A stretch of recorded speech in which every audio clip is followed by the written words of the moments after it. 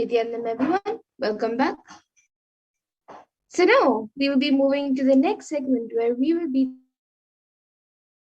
learning more about Devi Parashakti and the divine feminine consciousness. So we will be first looking into the Dhyana Shloka of Devi Parashakti, which comes from the Lalita Sahasranama.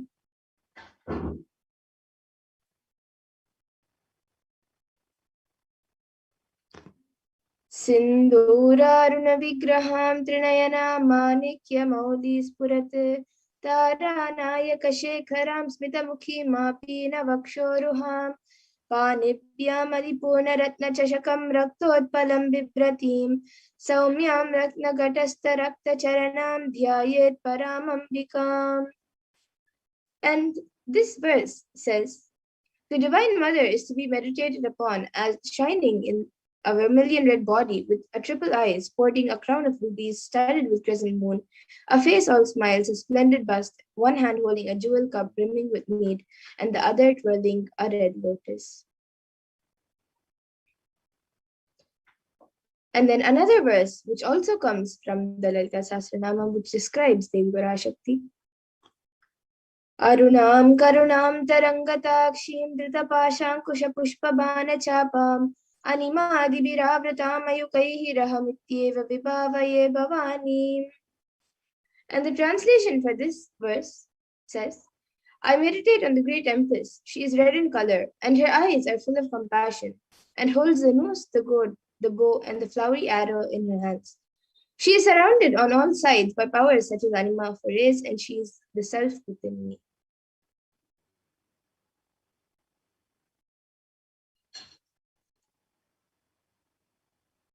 And Devi Parashakti is the ultimate pure feminine consciousness. Parashakti is the cosmic mother. It is her cosmic womb from which billions and billions of universes come out and go in. It is the source where the Big Bang and black holes go on and on.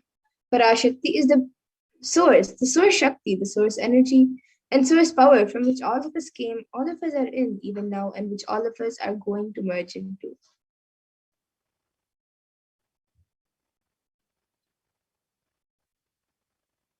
And out of her extreme love and compassion, Parashakti herself is manifesting through the embodied form as the Nijavatara of the Supreme Point of Hinduism, Jagat Guru Mahasanidanam, His Divine Holiness, Bhagavan Nithyananda Paramashivam, gracing us, answering all our questions, attending to our prayers, giving boons, healing us, revealing our past, present, and future, and delivering profound spiritual truths, and ultimately giving us the experience of Paramashivoham itself.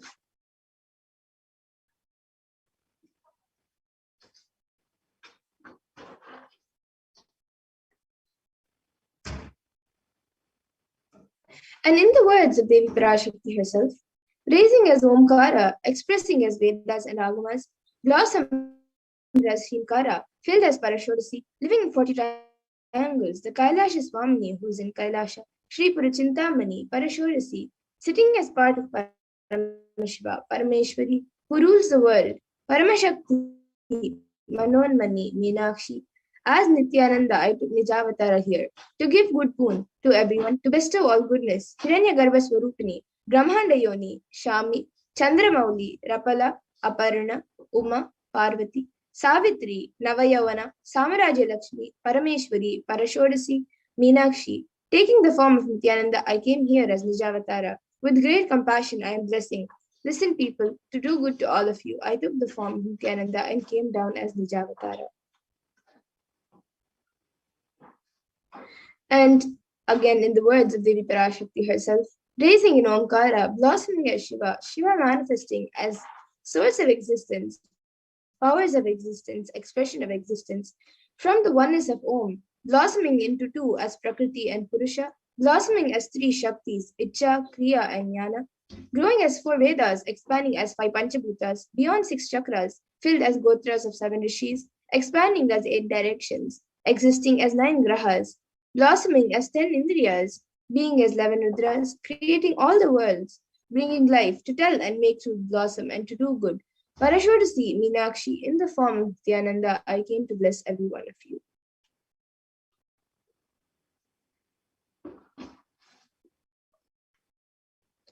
And now let's see how we can receive Devi Parashakti. So literally you are seeing Paramashiva and Parashakti at that moment when she is on your screen. So always receive her very traditionally. You can keep 2 betel leaves, 1 betel nut, 1 banana, and a coin in front of the screen as you watch Devi Parashakti.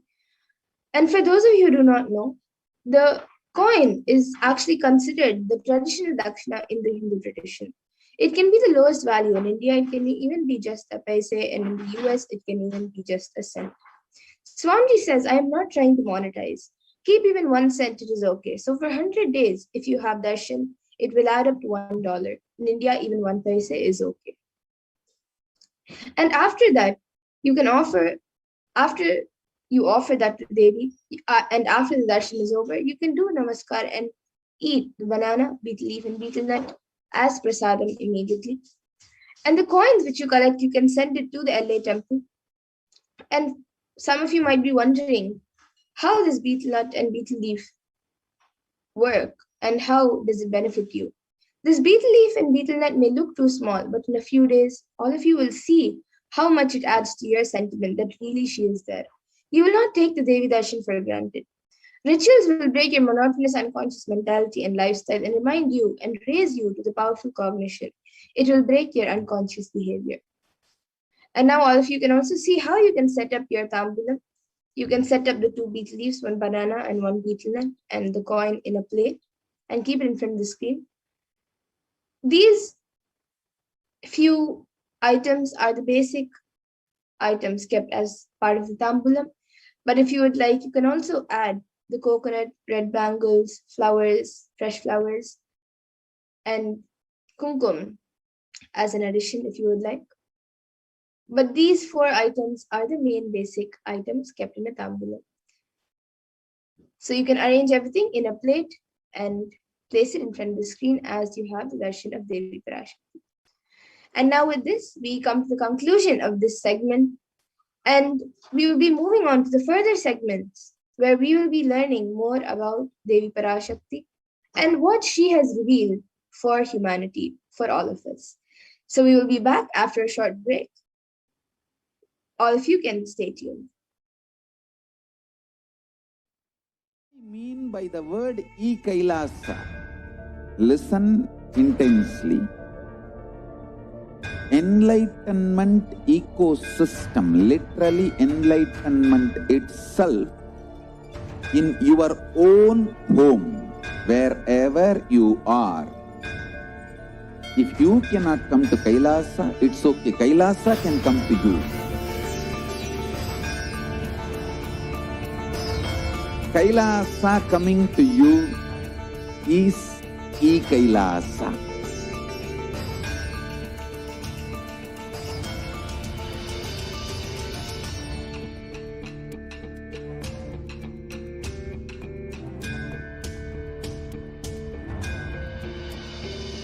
I will revive Hinduism. I am a Hindu revivalist, not by any revolution, but by evolution.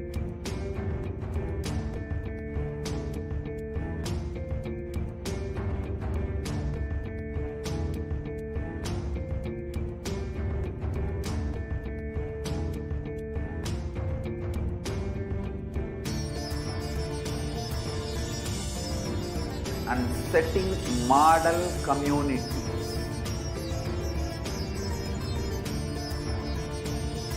Kailasas, enlightenment ecosystems, Sarvanya Peethas all over the world.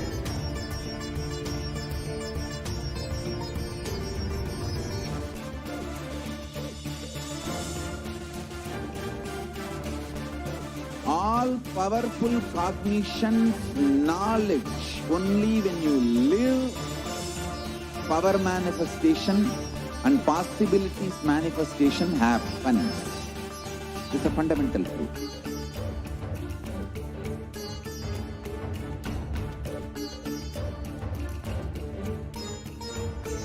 Hinduism cannot live exclusively as one sampradaya. No.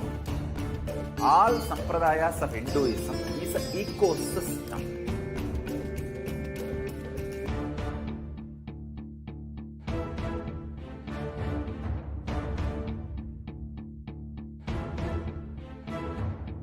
So don't keep quiet thinking that if one sampradaya is attacked, only that sampradaya is going to be affected. All of us are ecosystem.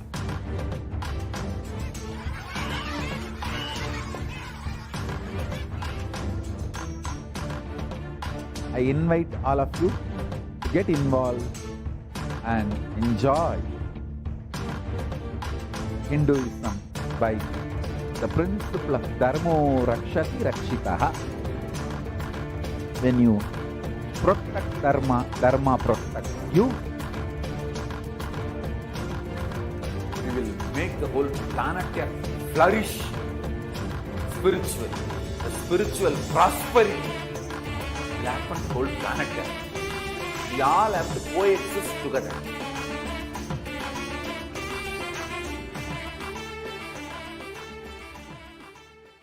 Just be alive for next 3 years. Don't die within next 3 years.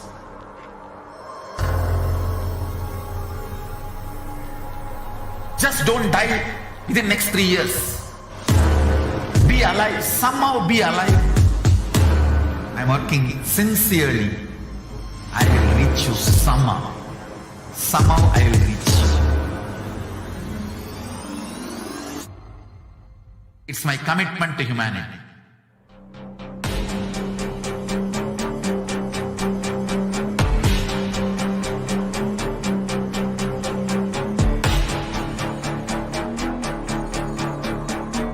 Just don't die within next 3 years. I will reach you wherever you are, whichever corner of the world you may be. I will reach you with enlightenment. You manifesting the space, state, powers, being Paramashivoham. It is possible, and it is possible for you.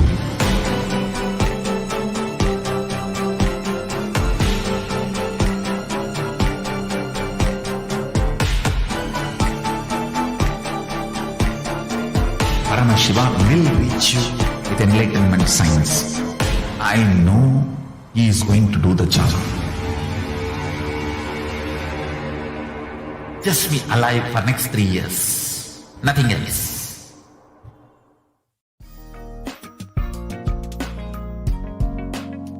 We get you health. We get you ability to build beautiful relationships in your life. We get you direct spiritual support, and we make sure you become wealthy.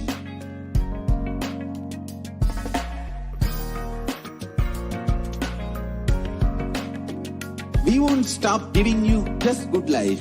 We will literally not stop till you live enlightened life. Manifesting the state of Paramashiva, space of Paramashiva, powers of Paramashiva, being of Paramashiva.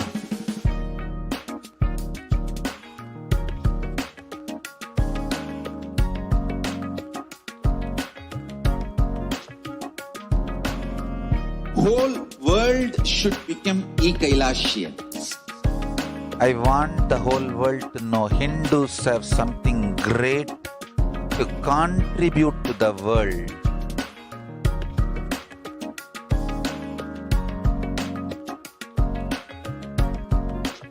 We have something great to contribute to the world. Let us do that.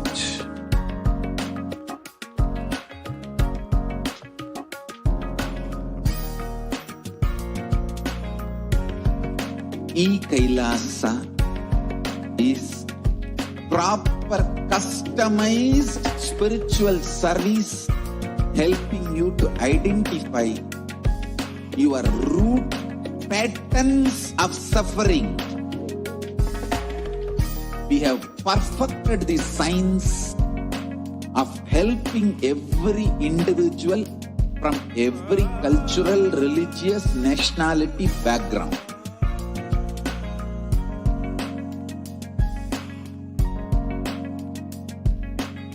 You will have lowest reactionary assumptions, highest awakened response, alive response for life continuously.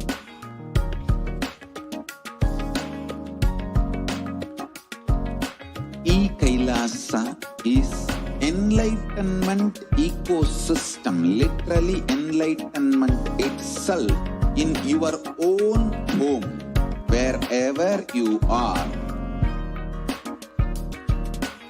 Proper customized spiritual service helping you to complete with your life negativity.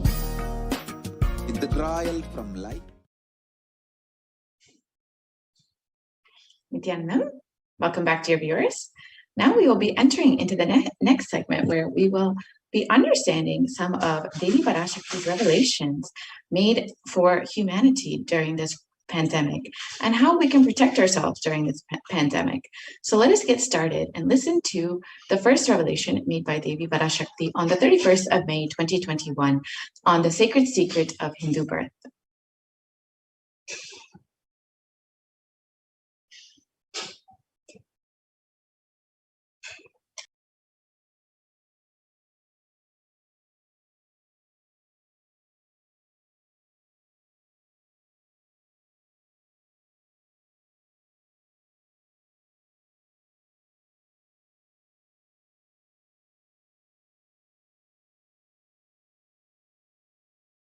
நன்றாய் கேட்டுக்கொள்.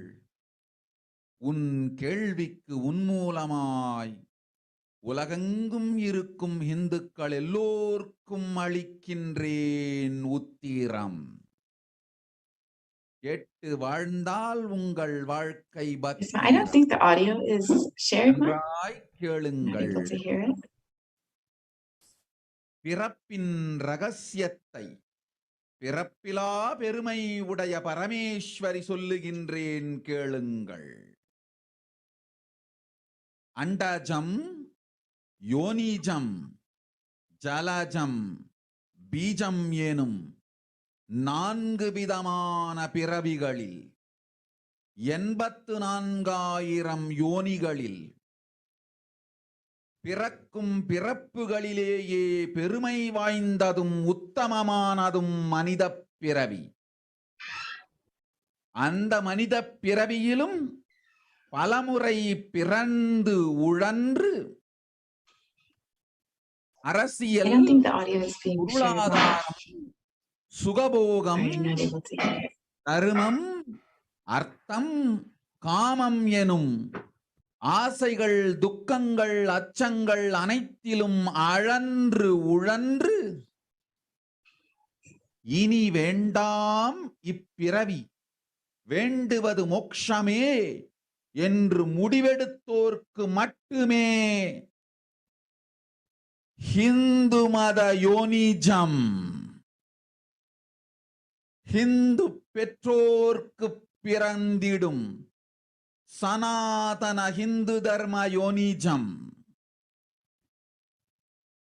மனித பிறவி உத்தமம், சனாதன ஹிந்து தர்ம மனித பிறவி உத்தமோத்தமம். இந்த உத்தமோத்தம பிறவி எடுத்த எல்லோருக்கும் ஜீவன் முக்த விஞ்ஞானத்தையும் சனாதன தர்மத்தையும் காக்கின்ற கடமையும் உண்டு. அதனால் வருகின்ற நன்மையெல்லாம் அனுபவிக்கும் உரிமையும் உண்டு. இந்த கடமையை செய்வோம் என்று சத்தியம் செய்ததனால்தான் அந்த உரிமை அளிக்கப்பட்டது. பூமிக்கு வந்தபின் மனம் மயங்கி மதிமயங்கி சனாதன தர்மம் காக்க மறந்ததனால் மாயை அவர்கள் உயிரை பறிக்கின்றாள். நன்றாய் புரிந்து கொள்ளுங்கள். உயிரை கொடுத்தாலும் தர்மத்தை காப்போம் என்று உறுதி எடுத்தவர்க்கே சனாதன ஹிந்து தர்ம யோனிஜம் அளிக்கின்றேன் யான். உடல் பெற்ற பிறகு ஊழிப் பெருவலியால் ஆசை அச்சங்களை உதறவிடாது, உதறியும் விடாது சனாதன ஹிந்து தர்மம் காக்க மறந்தோரை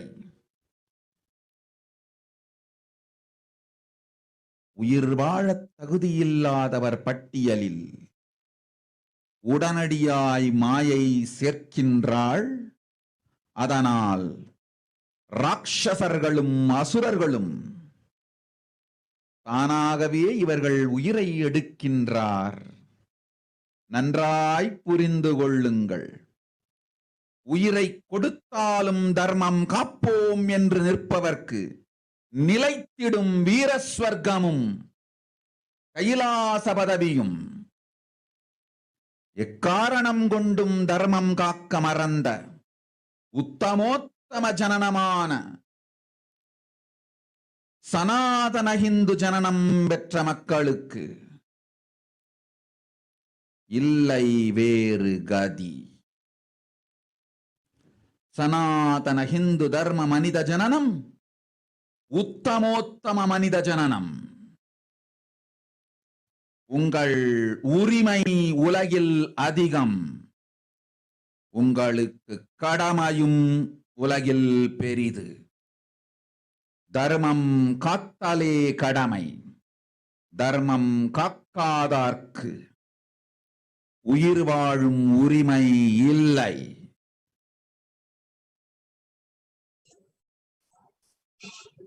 நன்றாய் புரிந்து கொள்ளுங்கள்.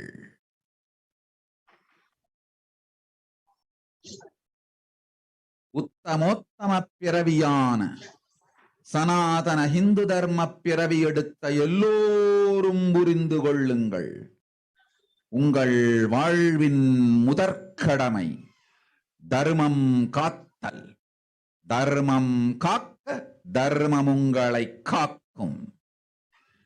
சனாதன ஹிந்து தர்மம் காக்க மறந்திட்டால் வாழும் உரிமையை நீங்கள் இழந்து விடுகின்றீர்கள். அதற்கு மேல் வாழ்ந்தென்ன அழிந்தென்ன? பூமிக்கு பாரம் குறையட்டும் என்று அசுரர்களும் ராட்சதர்களும் உங்களை உண்டு தீர்க்கின்றார்கள். அதையும் மாயை கண்டு சும்மாவிருப்பாள். பிரபஞ்ச ரகசியத்தை, பிறவியின் ரகசியத்தை உலகிற்கெல்லாம் உத்தரமாய் சொல்லிவிட்டேன். புரிந்து வாழ்வில் நடந்து உயிரை பத்திரமாய் பார்த்துக் கொள்ளுங்கள். அன்னை சொல்லும் அருள் சத்தியம் இது. ஓம் ஓம் ஓம்.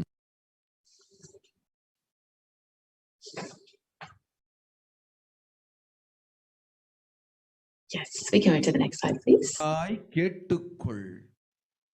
உன் கேள்விக்கு உன்மூலமாய் உலகெங்கும் இருக்கும் இந்துக்கள் எல்லோருக்கும் அளிக்கின்றேன் உத்திரம்.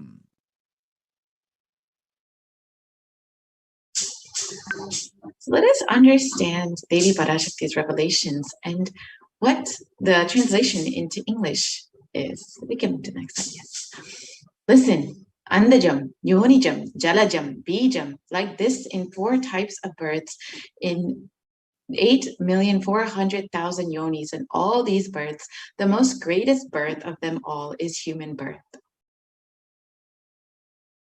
Even in that human birth, being born and toiled many times, after getting burnt and toiled in politics and finance, in luxuries, in dharma, artha, kama, and those who decide of not wanting this birth, wanting only moksha, only those will have Hindu dharma yonijam, the Sanatana Hindu dharma yonijam of being born to Hindu parents. Human birth is uttamam, the best. Sanatana Hindu dharma, human birth, is uttamottamam, the best of the best. Everyone who took this uttamottama birth has the responsibility of protecting the science of living enlightenment and Sanatana dharma. And also they have the right of experiencing its benefits. This right was given to them because of their commitment given by them to do this responsibility. After coming to Bhuloka by getting mentally deluded and forgetting the dharma of protecting Sanatana dharma, Maya, she is taking away all their souls. Understand carefully, I am giving the Sanatana Hindu Dharma Yonijam only for those who gave the commitment of protecting Sanatana Dharma, even by giving their life. After getting the body, because of painful deluge, not dropping fear and greed, for those who forgot to protect Sanatana Hindu Dharma, Maya, she will immediately add them all to the list of those who are not worthy of living. Therefore, Rakshasas and Asuras are automatically taking away their life. Understand properly, for those who stand that even by giving their life, they will protect Dharma, will permanently have Virasvarga and Kailasa Padavi. For any reason, people who forgot to protect Dharma, having the Uttamottama birth of Sanatana Hindu birth, there is no other way for them. Sanatana Hindu Dharma, human birth is Uttamottama human birth. Your rights in this world are immense. Also, your responsibility in this world is large. Protecting Dharma is responsibility. Those who do not protect Dharma, they do not have the right to live. Understand properly. All those who took the Uttamottama birth, which is Sanatana Hindu Dharma birth, all of you understand. The first responsibility of your life is protecting Dharma. If you protect Dharma, Dharma will protect you. If you forget to protect the Sanatana Hindu Dharma, you lose the right to live. After that, what bothers whether you live or get destroyed? Asuras, Rakshasas will eat you, so that the burden on earth is reduced. Seeing that, Maya, she will keep quiet.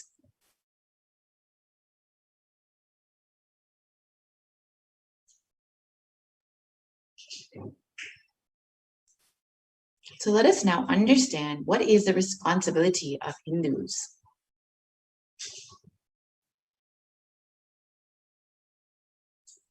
Hinduism represents the world's most ancient and yet progressive indigenous spiritual tradition. It is an open framework model of civilization that stands for global peace, vegetarianism, nonviolence, yoga, worship of nature, temple-based living, manifesting spiritual powers, and inherent divinity of every being.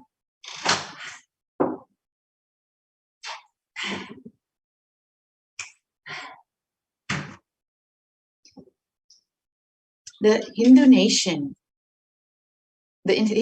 were ecosystems where more and more enlightened beings could be produced, so that enlightened civilization could be kept alive and its great gifts shared with the world.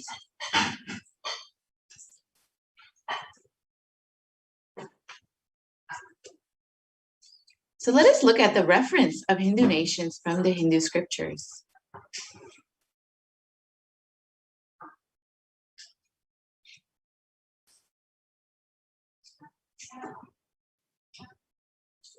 The Hindu nation that was ruled by Bhagavan Rama, the Ramarajya, let us look at the description from that in the Valmiki Ramayana, in the Yuddha Kanda. It describes that there were no widows to lament, nor were there any danger from wild animals, nor any fear born of diseases. The world was bereft of thieves and robberies. No one felt worthless, nor did old people perform obsequies concerning youngsters. Every creature felt pleased. Everyone was intent on virtue, turning their eyes towards Rama alone. Creatures did not kill one another.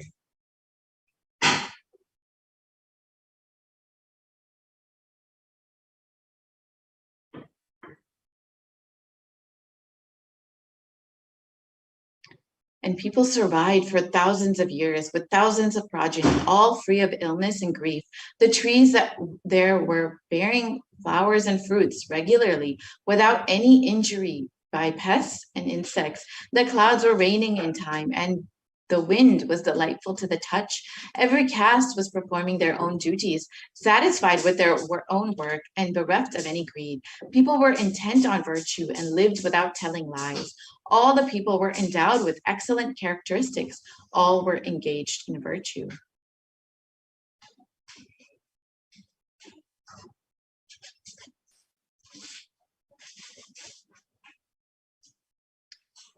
So you can see that the description of the Ramarajya, the ancient Hindu nations was beautiful and everyone was fulfilled. Here you can see the description of the Hastinapur kingdom ruled by Yudhishthira. The Devas granted rains to fulfill all wants. The world became free of all diseases. There was no hunger or thirst anywhere. There was no mental suffering. Those who without livelihood were given livelihood. There was abundance all around. There was no worldly worries left for anyone, and there was no cause to fear either. Happiness on earth was in fact even greater than in the heavens. And this is the description from the Srimad Mahabharata of the Hastinapur kingdom.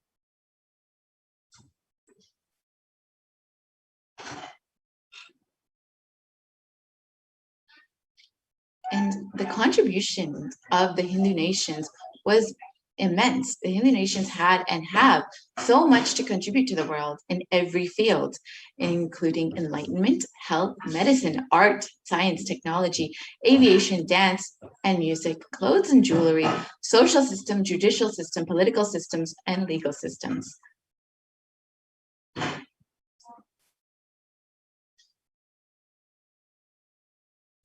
So how were these Hindu nations destroyed over time?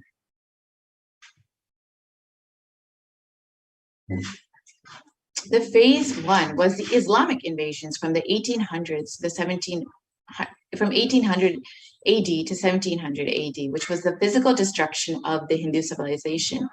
And the description from Will Durant in the description of the Islamic invasions is that the Mohammedans' conquest of India is probably the bloodiest story in history. The Islamic historians and scholars have recorded with great glee and pride the slaughters of Hindus, forced conversions, abduction of Hindu women and children to slave markets, and the destruction of temples carried out by the warriors of Islam during the 1800 AD to 1700 AD. And millions of Hindus were converted to Islam by sword during this period. Millions more were raped and murdered and dismembered.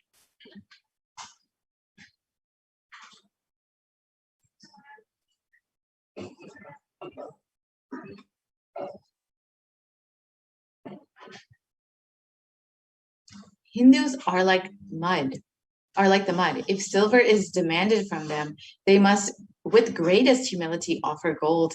If a Mohammedan desires to spit into a Hindu's mouth, the Hindu should open it wide for that purpose. God created the Hindus to be slaves of the Mohammedans. The Prophet hath ordained that if the Hindus do not accept Islam, they should be imprisoned, tortured, and finally put to death, and their property confiscated.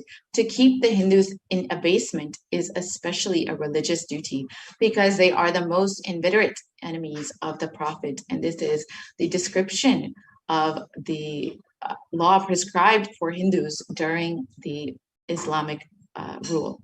And here you can see the data of what happened during the Islamic invasions. Over 200 million Hindus were slaughtered by Muslim invaders, and over 100,000 temples were destroyed, and over 1 million deities and sculptures were destroyed during this period.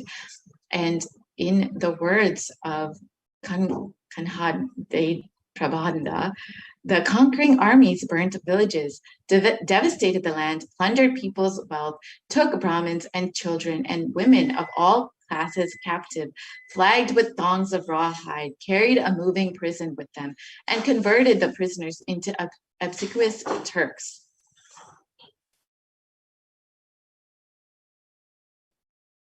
And the phase two was the British occupation, which was from the 1700s to 1947 AD. And this was the economic and psychological destruction of the Hindu civilization. And in the words, again, of Will Durant, a historian of the Indian civilization, I have seen a great people starving to death before my eyes. I'm convinced that this exhaustion and starvation are due not, as their beneficiaries claim, to overpopulation and superstition, but to the most sordid and criminal exploitation of one nation by another in all recorded history.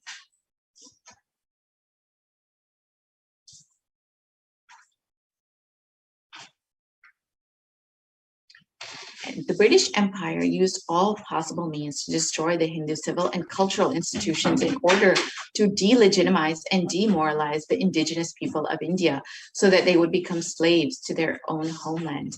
And this included discriminatory laws to instill feelings of racial inferiority, engineered famines to starve natives into submission, annexed Hindu kingdoms to undermine native rule, mistranslated Hindu scriptures to instill anti-Hindu narratives, destroyed indigenous Gurukul education system, destroyed local industries and forced importation of British goods, and banned Indians from owning or producing firearms.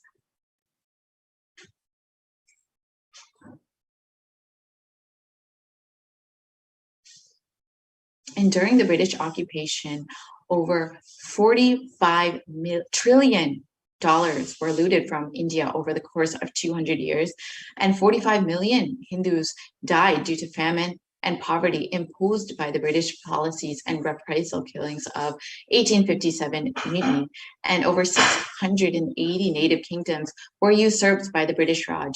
And the description from Shashi Tharoor, the Indian Parliament, was that the British came to one of the richest countries of the world. Over 200 years of exploitation, looting, and destruction reduced it to a poster child of third world poverty.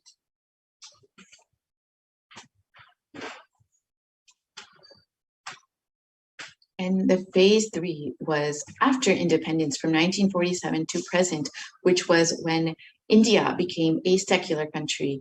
And the description is this: brown faces with British attitudes and policies towards Hindus. And the description from Nehru, which was that what a disgusting savage people we are, politics, progress, socialism, communism, science, where are they before this black religious savagery? India can never be a Hindu republic.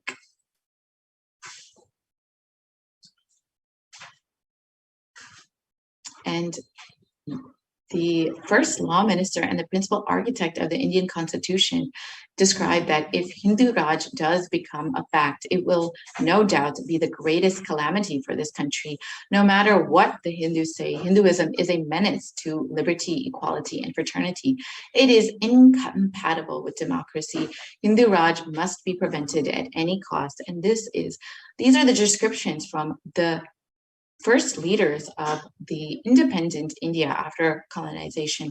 You can see how much of discrimination and prejudice they had against Hindus. Therefore, it was very much, despite India being a secular country, it became very much a hostile environment for Hindus. And the modern Indian legal system, academia, and media all systematically undermine, suppress, and delegitimize Hindu institutions and cultures. And India's constitution has established government control and taxation over Hindu temples, schools, and much more, while other religions are free from this interference. And Articles 27 to 30 of India's constitution discriminate against Hindus by giving special rights and benefits to non-Hindus. And this includes government benefits, scholarships, and much more. And Hindu kingdoms and self-governance was completely abolished during this time, and anti-superstition laws were passed to criminalize Hindu practices. And the mainstream Indian academics describe Hindus as sexist, racist, backwards, and oppressors. And the negative media portrayals of Hindus in Bollywood and TV are very prominent in today's culture. And you can see how every aspect of society has been created to be anti-Hindu, to drive the agenda of this anti-Hindu agenda. And you can see that the media narratives were used to stereotype and demoralize Hindus. And in Bollywood and other mainstream media outlets consistently portrayed Hindu gods and gurus as cartoonish, dishonest, corrupt, sex fiends, and in a manner similar to the British imperial propaganda. And this media narrative was used to shape the human consciousness further and further the political agenda. and racist British colonial stereotypes portrayed Hindus as superstitious, backwards, dishonest, corrupt, and were perpetrated by their British brown successors in modern India, completely unabated.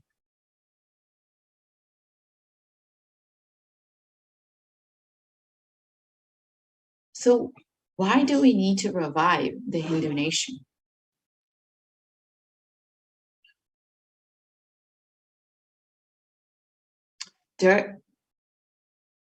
Let us look at the vision for the Hindu civilization given by the Supreme Pontiff of Hinduism himself, Jagadguru Mahasannidhanam, His Divine Holiness Bhagavan Nithyananda Paramashivam. During the time of Mahabharata, we Hindus had 56 deshas, countries, 200 states, 1,700 samsthanas, 10,000 sampradayas. In all 56, we Hindus are persecuted. Now we have lost all of the 56. The last one to fall was Nepal. I am the collective voice of all the persecuted Hindus. I will revive and rebuild a Hindu nation built on the Vedagamic principles as a refuge for all practicing and aspiring Hindus, a safe haven for all the persecuted Hindus.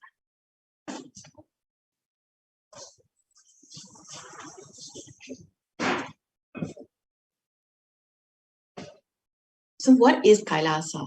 This revival of Kailasa, the Hindu nation, is for reviving this whole life of enlightened civilization and all the great things that has to offer to the world, bringing legitimacy to all the offerings of Sanatana Hindu Dharma and sharing it with the whole world is the purpose of this Kailasa, the Hindu nation. So let us understand the administration of Kailasa. Kailasa is revival of the cosmic constitution. Kailasa is the model nation of how enlightened civilization should be living and administered. Politics, judiciary, education, economy, everything will be revived as Paramashiva revealed in the Vedagamic scriptures, the Sanatana Hindu Dharma scriptures.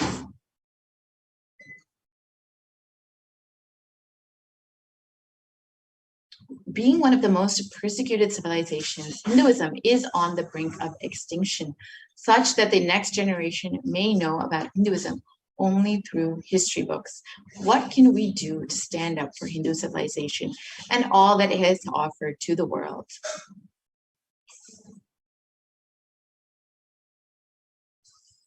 Today, Hinduism is a political orphan. The preservation and restoration of Hinduism's spiritual and cultural heritage is impossible without a national identity. Unfortunately, this is no longer, we do not have the 56 deshas that we once had. Only Kailasa is the only Hindu nation that we have. So let us reclaim our Hindu identity.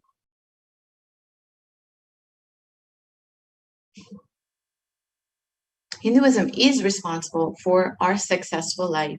If you are happy, healthy, wealthy, rich, successful, respectable, have a stable family life, have the best mental health, Hinduism is responsible. The Hindu identity is responsible. The Hindu scriptures are responsible. It is the Hindu scriptures which have given us the best mental setup, all the best things we Hindus have. The Hindu scriptures are responsible for our beautiful lives. Hindus are the richest and most successful ethnic group in the world. Hindu scriptures, Hindu lifestyle, our enlightened masters are responsible for this. Hindu thought currents that are responsible for this. And here you can see that Hindus are the most educated group in the US, according to a report published in the Hindustan Times.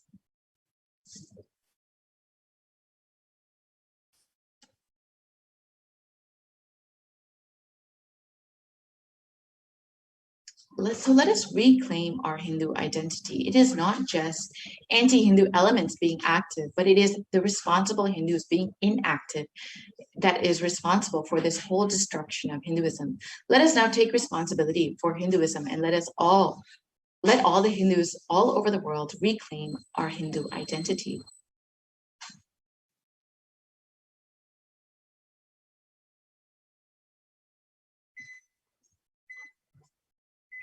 So let us understand what is our responsibility as Hindus. It is the responsibility of Hindus to revive the enlightened civilization again and again and give all the gifts of the enlightened civilization to humanity. The revival of the enlightened civilization, the Kailasa, the Hindu nation, is the survival need of the humanity.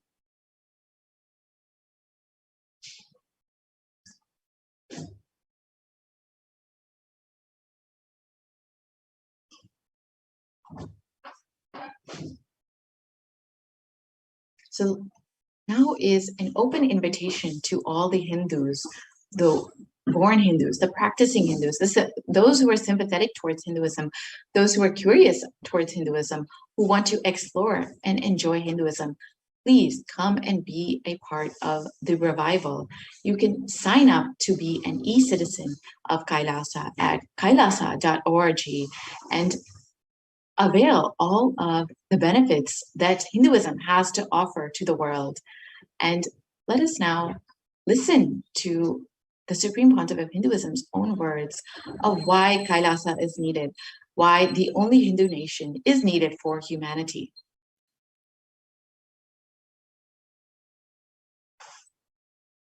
Contribution. Hinduism, Veda Agamas have great things to contribute to the world. Like the great power manifestation science, the ancient culture and arts, the ancient lifestyle truths, the ancient medical practices and medicinal knowledge, the ancient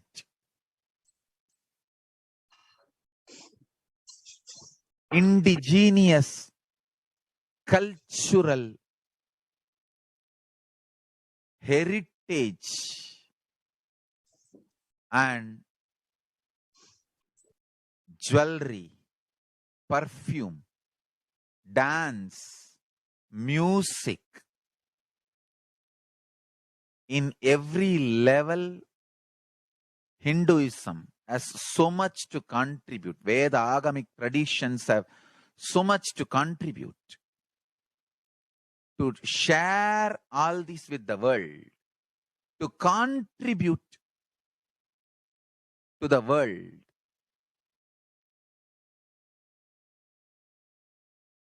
Hindus need to tell the world what they are contributing in every level. The brand of Hinduism itself is enriching and empowering and enlightening. Hinduism is all about enlightening the world. Empowering, enlightening, enriching the world. Contributing.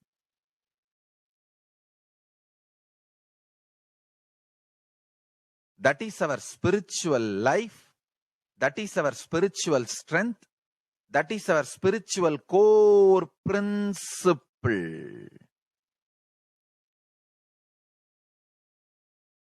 O humanity, I request you with folded hands, some one corner of the world, if you just give me few hundred acres, I will keep this whole science alive. Leave it for the whole humanity freely. Fortunately, Paramashiva has given me the power to decode all this Hindu medicinal system, Hindu judiciary system, Hindu social law and order system, Hindu power manifestation system, Hindu mental sciences system, Hindu yogic sciences, the sciences of Hindu biology, Hindu physics, Hindu psychology, Hindu physiology, Hindu chemistry, all this Paramashiva has given me the power to decode. Whatever the remaining scriptures are available with the humanity, Paramashiva has blessed me, and I have collected, not only I have collected and organized, I can decode this whole science can be kept alive in any one corner of the world, just few hundred acres are given for me to live peacefully and exist peacefully. I can store this whole thing alive and contribute it to humanity. Humanity can become better and better and better. I can make the planet Earth so much better place to live. I am here to contribute, and I will continue to contribute.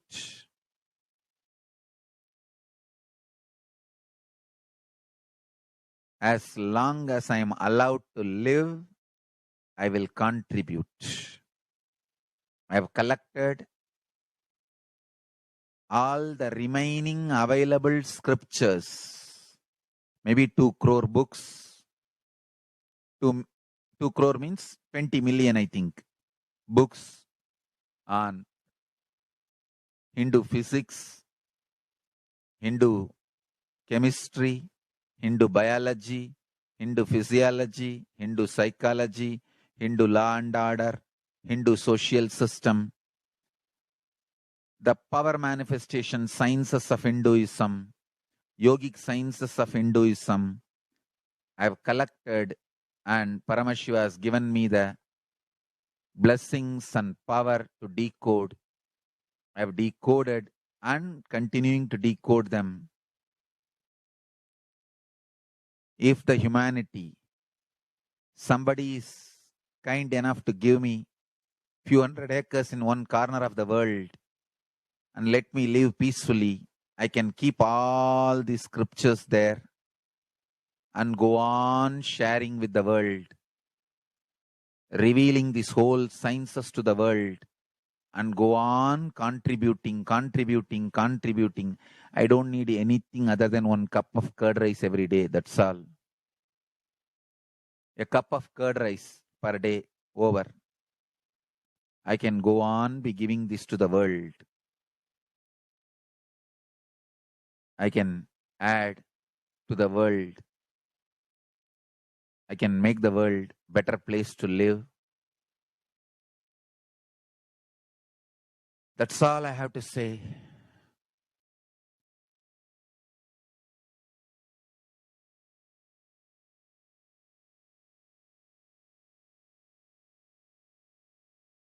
Thousands of medicines are described detail in ancient Siddha and Ayurvedic scriptures. Paramashiva has given me the power to decode them, read them, and properly translate and map them to the modern day human language. And I am ready to work 20 hours a day.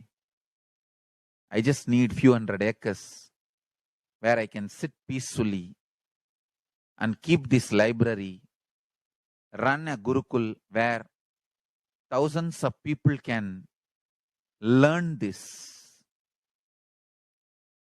and share it with the world.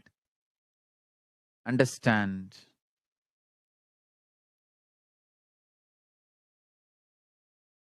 I am only interested in contributing.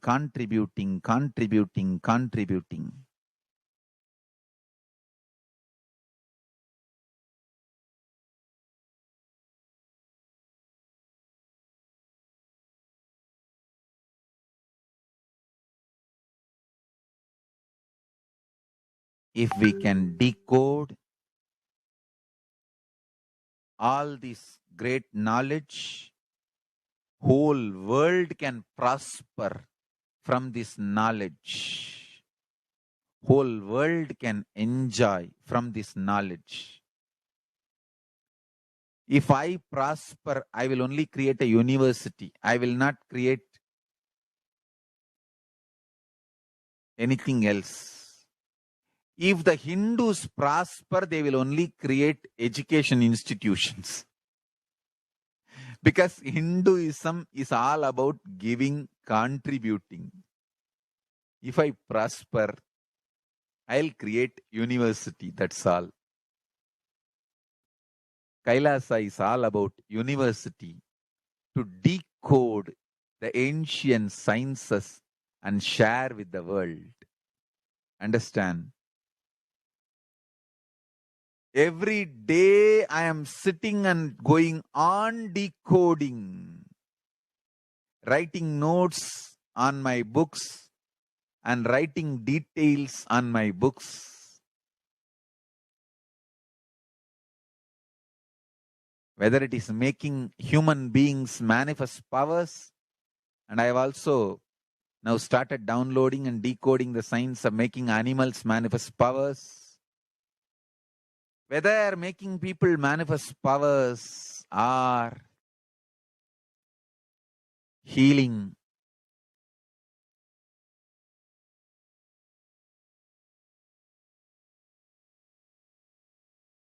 in every level, life is all about contribution, contribution, contribution.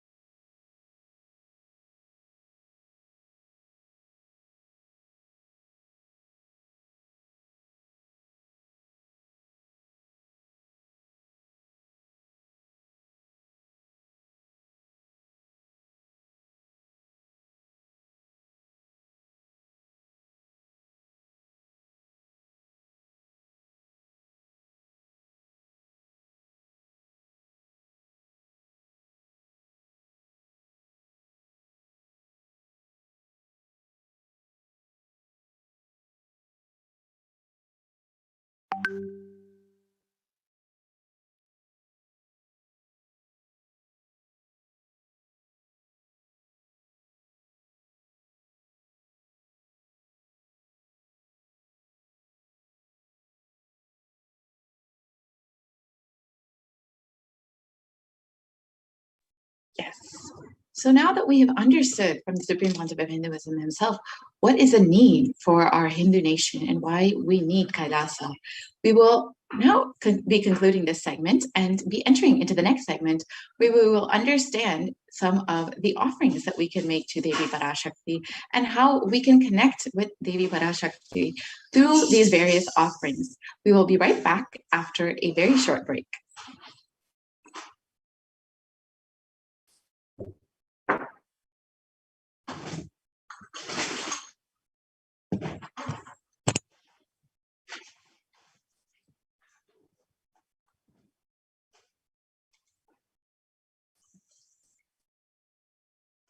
What I mean by the word Kailasa, listen intensely. Enlightenment ecosystem, literally enlightenment itself, in your own home, wherever you are. If you cannot come to Kailasa, it's okay. Kailasa can come to you. Kailasa coming to you is Kailasa.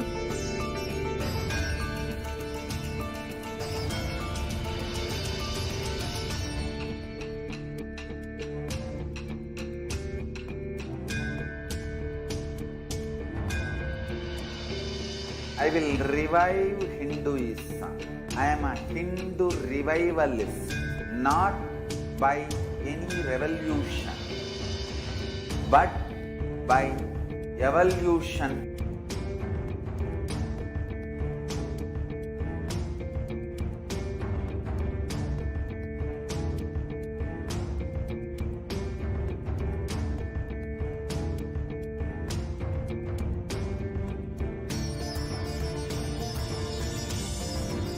And setting model communities.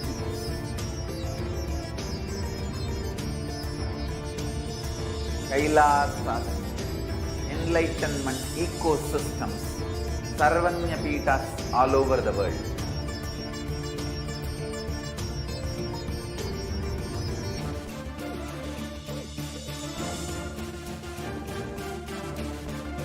All powerful cognition, knowledge, only when you live, power manifestation and possibilities manifestation happens. It's a fundamental truth.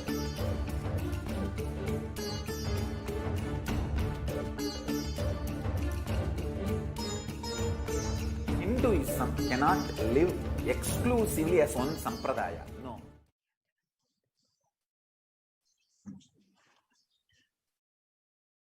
Nithyananda. Welcome back to all the viewers.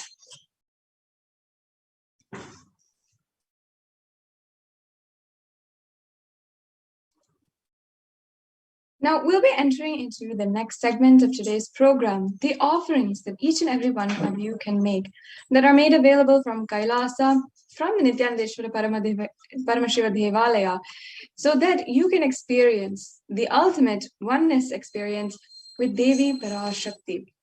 In the Hindu tradition, we often do these offerings for our birthdays, our different kinds of celebrations, our marriage anniversaries, or if a new baby is born, or if you are starting school for the first time, or if you are starting starting school for the first time, or if you're starting a new business endeavor, or anything like that.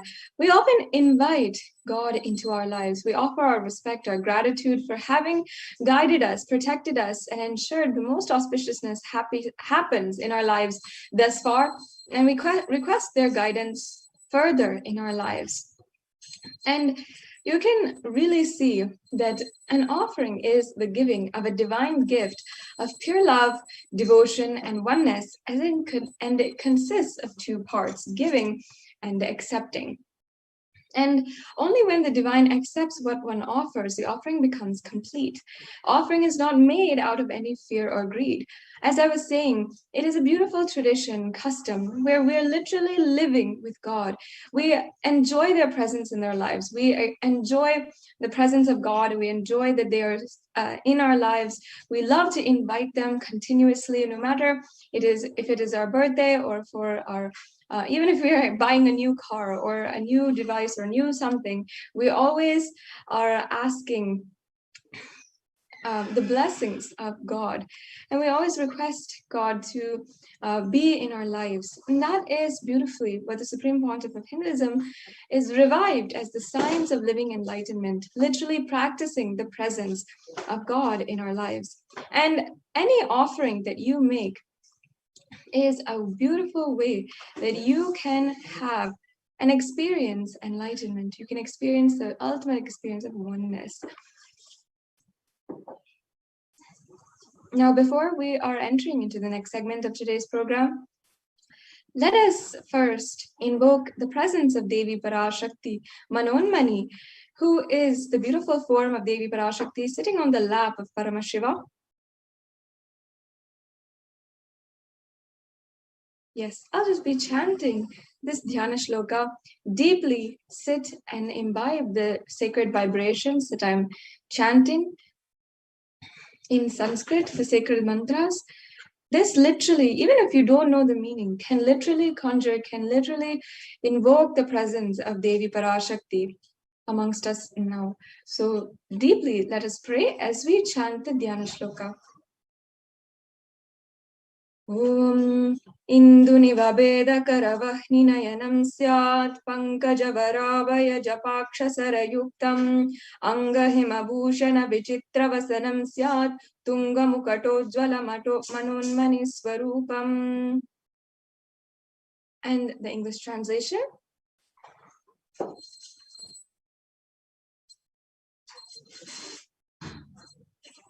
The English translation continues. Moonlight face holding the Vedas on hand, fire in hands, with lotus flower gracing and blessing, and one hand with the Japamala, beautifully decorated with jeweled ornaments and wonderful clothes and shining bright crown. Her name is Manonmani.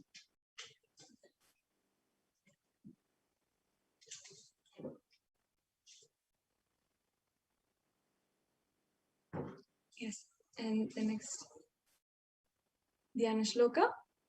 Dhyaye devim trinetram shashini bhavadanam vedahastam dadanam savye padmam varadamapare chabhayam chakshamalam divyeira varana vibhar vibhushitatanam brahmadi vipujitam devimeva manonmanim pratidinam kamatra dhatrim shubham.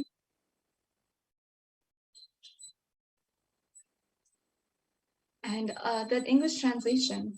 I meditate on Devi with 3 eyes glowing like the moon and holding the Vedas, lotus embracing with blessing and gracing hands. She is wearing beautiful ornaments and she is worshipped by Brahma and other many gods and showers auspicious boons for all actions every day.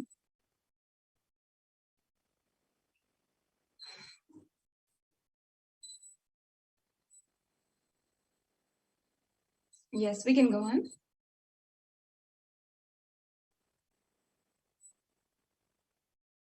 So now, before we enter, having thus invoked the divine presence of Devi Parashakti right now with these chants, let us now understand, before we enter into the exquisite array of offerings that we have for each and every one of you to do today, we can enter into the segment by understanding the significance of the divine element gold. And many of these offerings, as you will see, are in gold. They are offerings of gold jewelry. And you will see that even many of these divine offerings have Western equivalents, if we can say. It's not, and Western society has taken these jewelries, these ornaments, and implemented them in that society. But the significance, the higher context, the spiritual and sacred powers are all actually not lost and not known to the world. That is what the Supreme Pontiff of Hinduism is emphasizing in reviving, bringing back the sacredness of each and every one of these offerings. And we must understand the sacredness of each and every one so that we can understand really the true importance of these offerings to Devi Parashakti. And many of you know and can experience or can relate with, understanding the value of gold. We might understand it superficially in an economic way or as a very valuable and precious metal. And we often give it as a gift when we are on Mother's Day, Father's Day, or on birthdays or weddings. We often give gold as a gift, and we know that it places value on a relationship. But what kind of value? How does it really give that value? It's not just economic. It's not just currency value that gold has. It actually has a sacred and divine property. And in fact, in the Atharva Veda, one of the scriptures of Sanatana Hindu Dharma, one of the oldest scriptures, a part of the Chatur Veda, there is a verse where it describes the virtues of gold. And I'll just be reading out here the English translation. As you can see, the Atharva Veda, chapter 5, line 28. And it says, triply born by birth is this gold. From the atoms of Agni is one. It becomes dearest to Agni. One fell away from the Soma when it was heard. One they call the seed of virtuous and powerful Apaha, watery molecules. Let that triple gold be for your long life. And once again, here it says, the seed of virtuous and powerful Apaha and the triple gold be for your long life, meaning that it was already then associated with higher powers and virtuousness as well as immortality. And as we were saying, beyond what we usually see or what we usually understand for gold, gold is a divine element. It purifies anything that it touches. It is an element of spiritual significance and great spiritual power of healing and enlightening. And the vibration of gold has the power to infuse sattva energy and positive thought currents in anyone who wears it or even anyone who operates in its vicinity. So this, as you can see, is a very significant part of gold. And thus, gold is present in all of the scriptures, the Vedas, Shrutis, Smritis, and Itihasas, in all of the Hindu Puranas, the Hindu scriptures. It is abundantly displayed that gold is the most auspicious and purest metal which purifies our being. In the Hindu civilization, everything was built in gold, exchanged in gold, and ritual feasts were offered in gold bricks. When one was to be saved from life-threatening illnesses, gold was to be offered as a ritual fee. And gold was in abundance and used for weighing equivalent amounts of commodities, including cows. Kingdoms were built in huge doors of gold, and the streets would have huge columns and huge archways of gold. And even the elephants, horses, cows, all the different animals, all the sentient beings who lived in coexistence in the society were all dressed and adorned in gold and literally worshipped as God. So as you can see, gold has so much of significance in the Hindu civilization, and it thrived on the banks of rivers of gold. In fact, the Indus River was called the Hiranyamaya, the river of gold, in the Rig Veda, and the river Saraswati was called the Hiranyavartani in the Atharva Veda. And thus, gold is a supreme element for offering gifts to ones you love and revere. So, and temples are constructed and paved in gold, deities are made in gold and decked and adorned in gold. And because it preserves the enlightenment energy forever, for literally thousands and thousands of years. So now we have established the significance of the element gold, we can enter into the array of offerings that we have today. And you'll see that we have so many different options from if you want to offer any amount, or if you want to offer a more substantial amount and offer your gratitude at the feet of Devi Parashakti, and with a more elaborate and powerful ritual as well. So here is the offering of the e-hundi. The e-hundi offering is an offering of a general donation of any amount. And all of us Hindus know that when we go to the temple, it's a part of the tradition where we'll just offer a few coins or how much ever we want on that day and offer our gratitude at the feet of Devi Parashakti or our Ishta Devata. So this is a feature now available wherever you are through this e-hundi offering. So you can offer, and you can offer how much ever you want immediately today as well. And you can offer through the registration forms with a credit card or debit card, or you can offer through credit card, debit card, or PayPal through the YouTube Super Chat. And we will be going over how you can offer that later.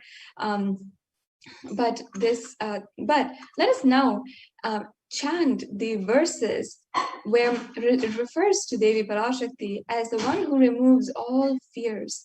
Sorry, we can go back to the previous slide.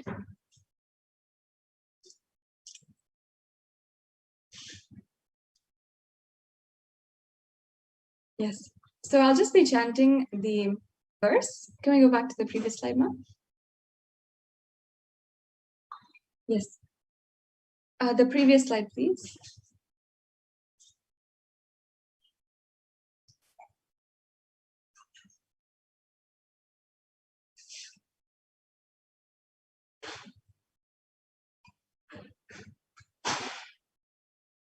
And the slide before that.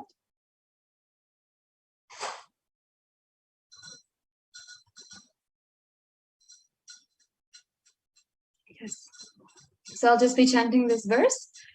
Bhakti Priya Bhakti Ghamya Bhakti Vashya Bhayapaha Shambhavi Sharadaradhya Sharvani Sharmadayini. Devi is fond of true devotion and is realized through true devotion. She can be won over through true devotion, and she removes all fear. Yes. So as you can see, if you have any fear in your life, you can be sure to offer your fears. You can offer everything, and Devi is going to remove that just through this very simple offering today. So you can just drop all your fears, surrender at the feet of Devi Parashakti, and you'll be able to surrender ultimately and experience oneness with Devi Parashakti. In fact, it is stated that Devi likes to be worshipped in autumn. And here it is not meant the autumn of our lives, but when, it is not meant like the seasonal autumn, but the autumn of our lives, when thoughts turn more and more inwards. the role of the divine is known and understood clearly. The need for Devi worship becomes stronger. So as you can see, we have a breakdown here. The Shambhavi is actually the consort of Lord Shambhu. Sharadharadhya means the worship of Sharadha. Sharvani means the wife of Lord Shiva. And the Linga Purana says that Lord Shiva is called Sharva in his earth form. And Charmadayini, Devi who bestows happiness on his devotees.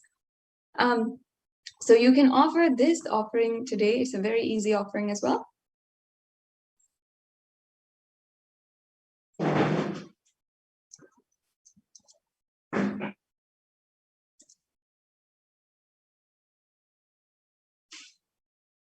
Yes. So the next offering is the Sankalpa chanting. In the Hindu tradition, we have a beautiful tradition to offer the Sankalpa. And the Sankalpa is a mantra or a chant which has and bestows and has the power and bestows, blesses every devotee with so much of auspiciousness. And the mantra itself has blessings embedded within its lines of going beyond fear, greed, lust, and manifesting Shaktis, manifesting beautiful powers, and also achieving the space of oneness with Paramashiva, Parashakti, and at the feet of the Supreme Pontiff of Hinduism himself, the Nijavatara, who is gracing us with the Devi Parashakti Darshan every single day. So this Sankalpa chanting offering is referred in the Devi Mahatmyam, chapter 12, verse 34, where it says, the goddess enchants this universe and she herself gives birth to this universe. That goddess being prayed without interest in anything gives that knowledge that leads to salvation and gives wealth in the materialistic sense. So the offering of this Sankalpa, the conscious resolution, blesses the person offering with all fruition of the desires and wishes which he is yearning for. The next slide, please.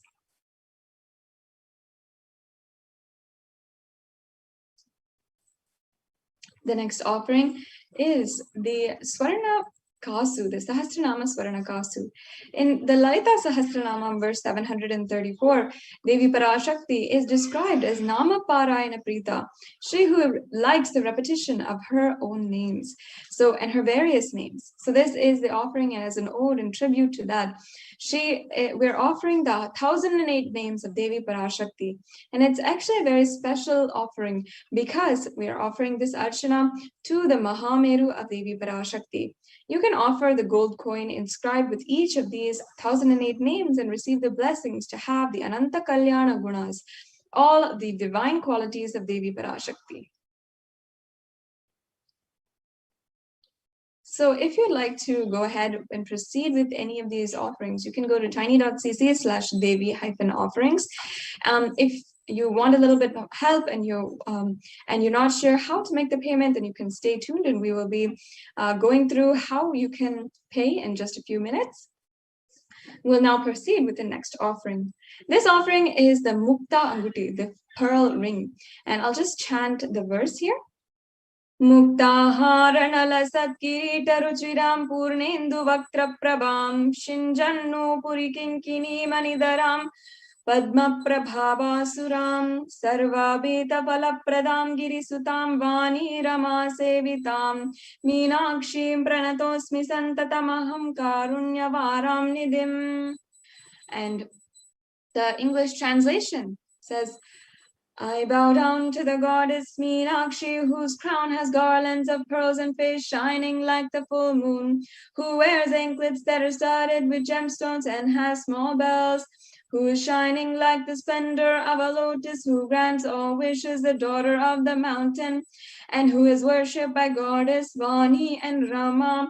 I remain ever bowing to the goddess Meenakshi, the ocean of compassion.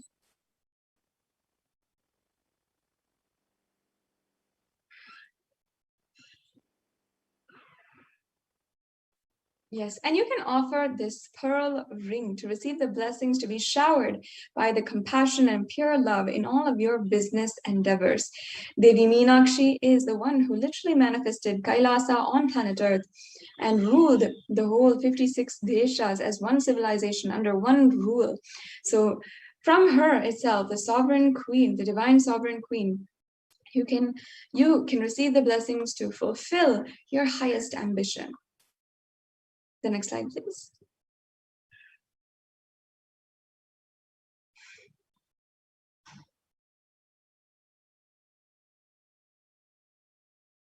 The next offering is the Swarna Padma Pushpa, the golden lotus.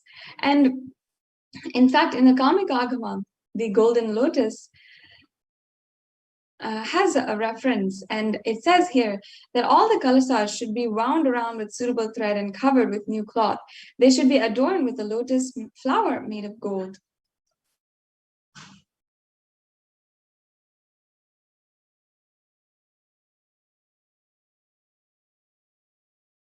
And in fact, there are hundreds of scriptural references for the using lotus in the worship of Paramashiva.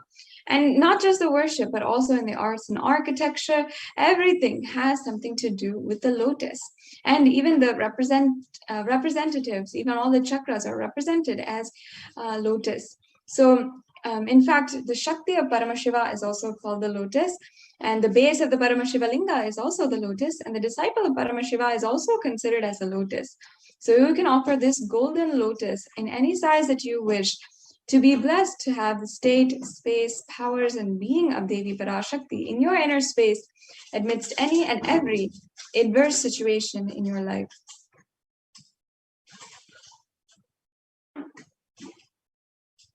Yes, and the next offering is the Swarnameti, the golden toe ring.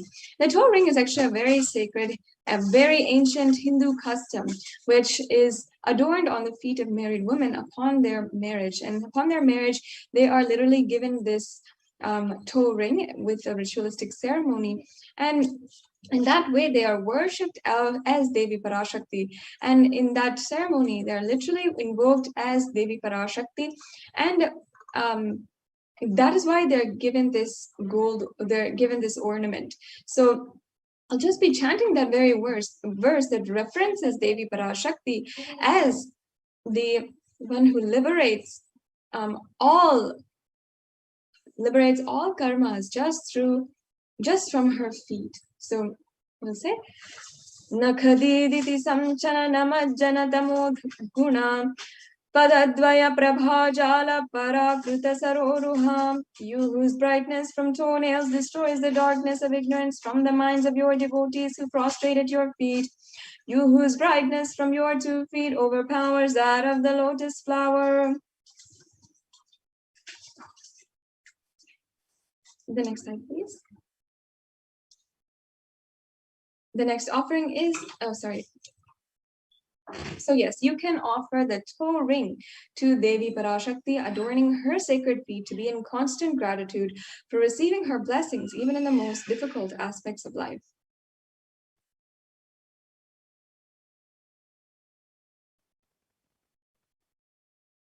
The next offering is the Swarna Mangtika, the golden hairline jewelry. And this is another offering which is a traditional piece of jewelry. And in fact, this Mangtika goes from the crown of the head to the forehead, and sometimes it spans the entire head as well.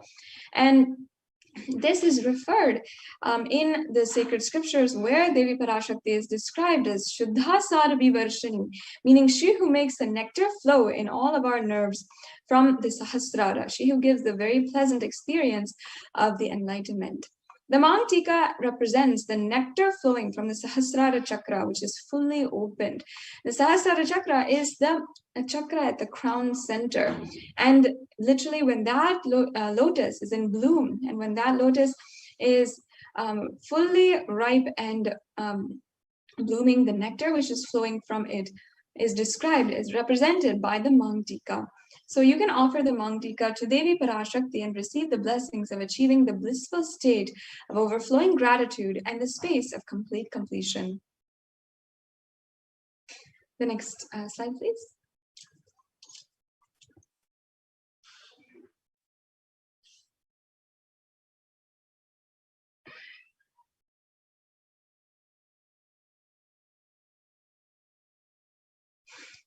The next offering is the Pratyaksha Pada Puja.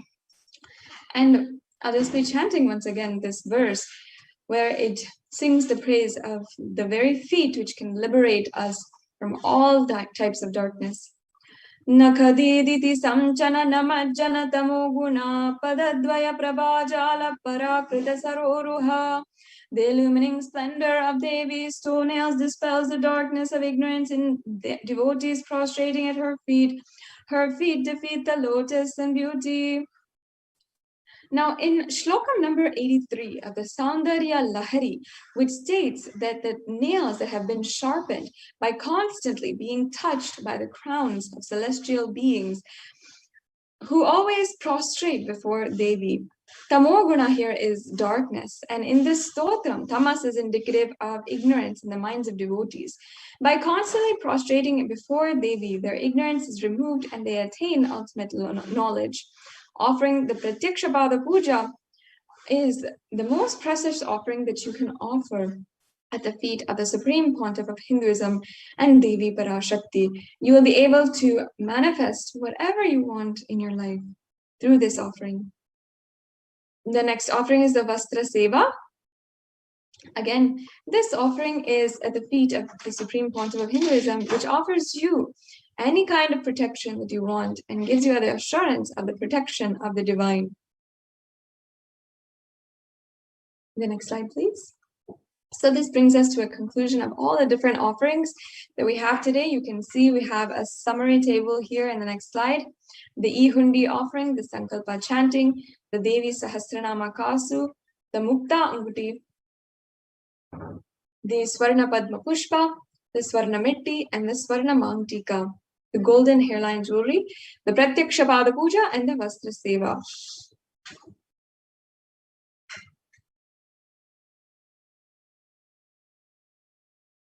So today, you might be falling under two options here, or might be falling under two categories. One is if you are ready to offer and you're feeling inspired, you want to have this beautiful experience of oneness with Devi Parashakti and deepen your experiences with Devi Parashakti, you can go ahead and go to tiny.cc/Devi-offerings and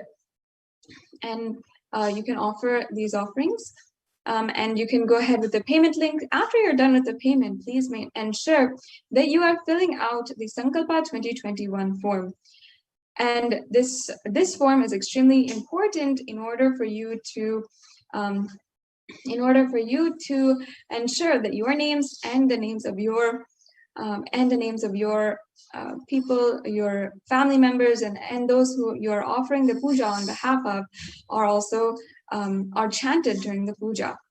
And you also might be falling in the category of that you might be interested in this offering, but you need help in manifesting, or you need more details. So you can also fill out the registration form, the intention form at tiny.cc/BHAVA Samadhi. Now I request if we can actually show these links, we can go to these links.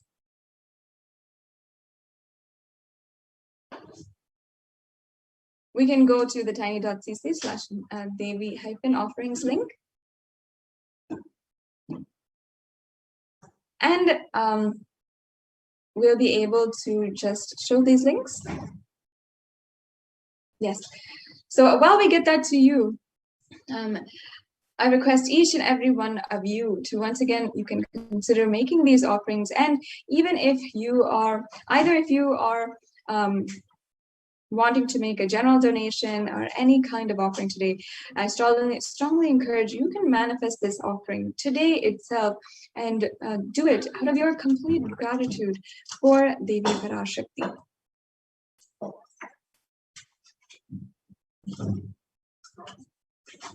So we'll just be getting those links right to you.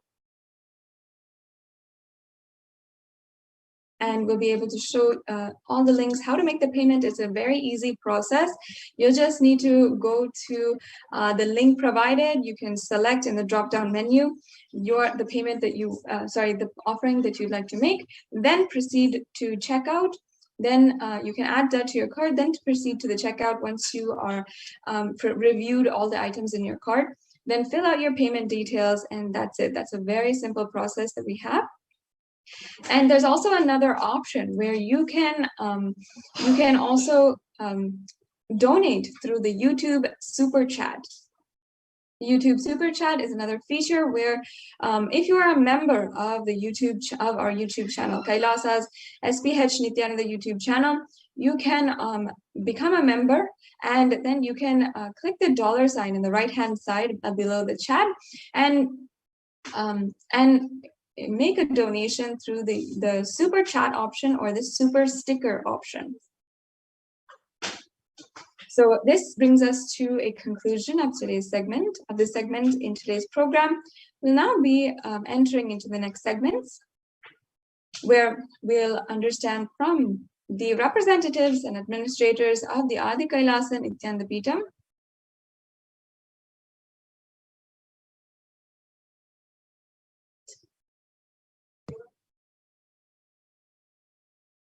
and we'll be right back with you after a quick break. I mean by the word Kailasa. Listen intensely. Enlightenment ecosystem, literally enlightenment itself, in your own home, wherever you are. If you cannot come to Kailasa, it's okay. Kailasa can come to you. Kailasa coming to you is Kailasa.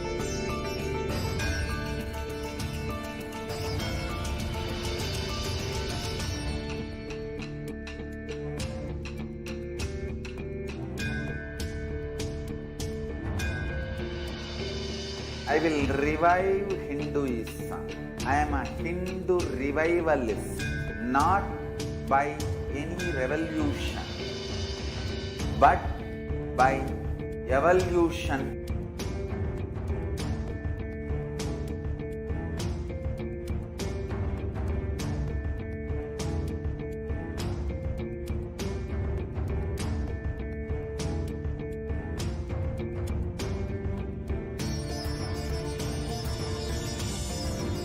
And setting model communities.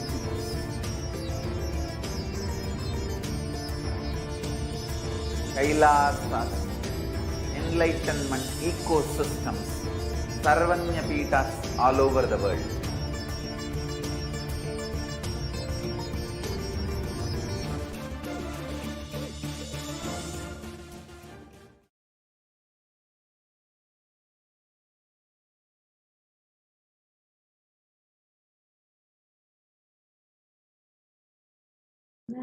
Nithyananda, with the Supreme Pontiff of Hinduism, Jagat Guru Mahasannidhanam, His Divine Holiness Bhagwan Nithyananda Paramashivam blessings. Let's start our next segment.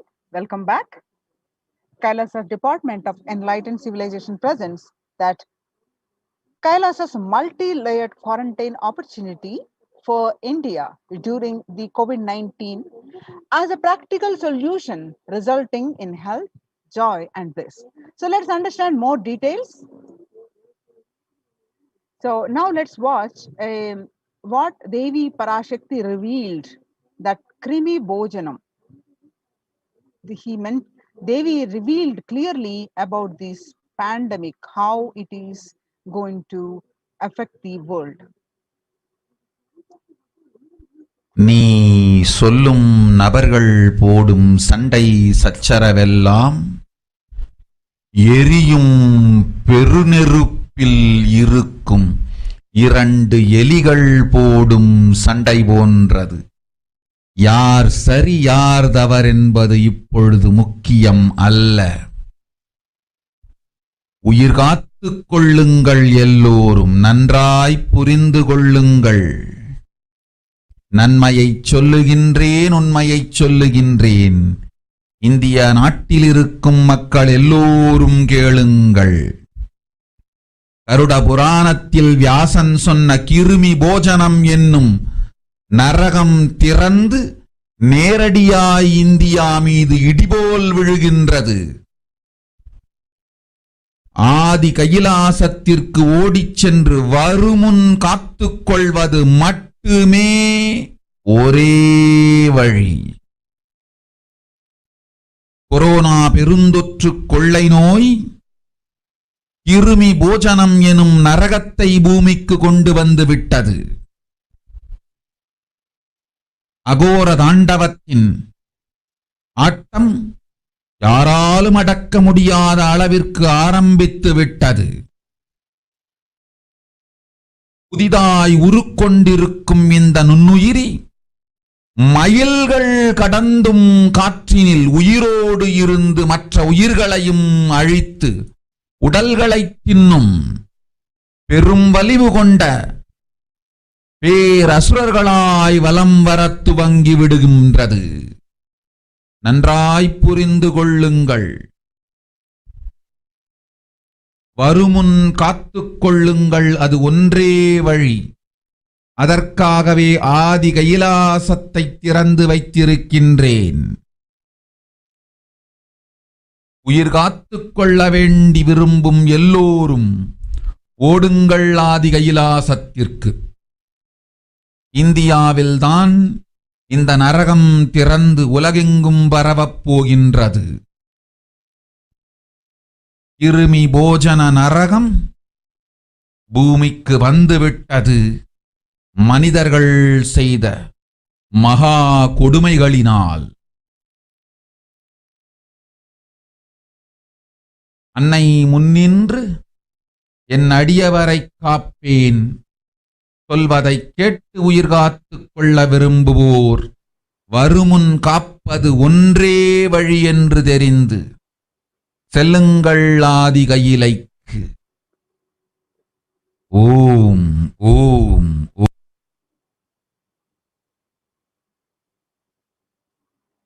The translation of this revelation on 31st May 2021, Devi revealed that everyone in India, all of you listen, the hell of Krimi Bhojanam. Krimi is the micro insect and Bhojanam is the food. That was mentioned by Vyasa in Garuda Puranam that has opened and is directly falling on India as a thunder, running to Adi Kailasa and protection. From it is the only way. Deadly corona, life-taking disease has brought the hell known as Krimi Bhojanam to earth. The dance of Aghora Thandava, which no one could control, has started. This microorganism that has formed will be alive in air for miles together. Destroying other souls, it will eat bodies.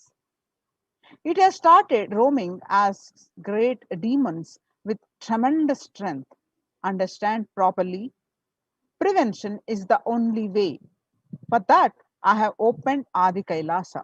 For those who want to save their lives, all of you run to Adi Kailasa. Only in India, this hell is going to open and is going to spread to the whole world. The Krimi Bhojanam hell has come to the earth because of the suffering done by humans. Mother, I will protect those who are at my feet, those who listen to me and wish to save their lives, learning that prevention is the only way. Go to Adi Kailasa. There are various scriptural references for this Krimi Bhojanam.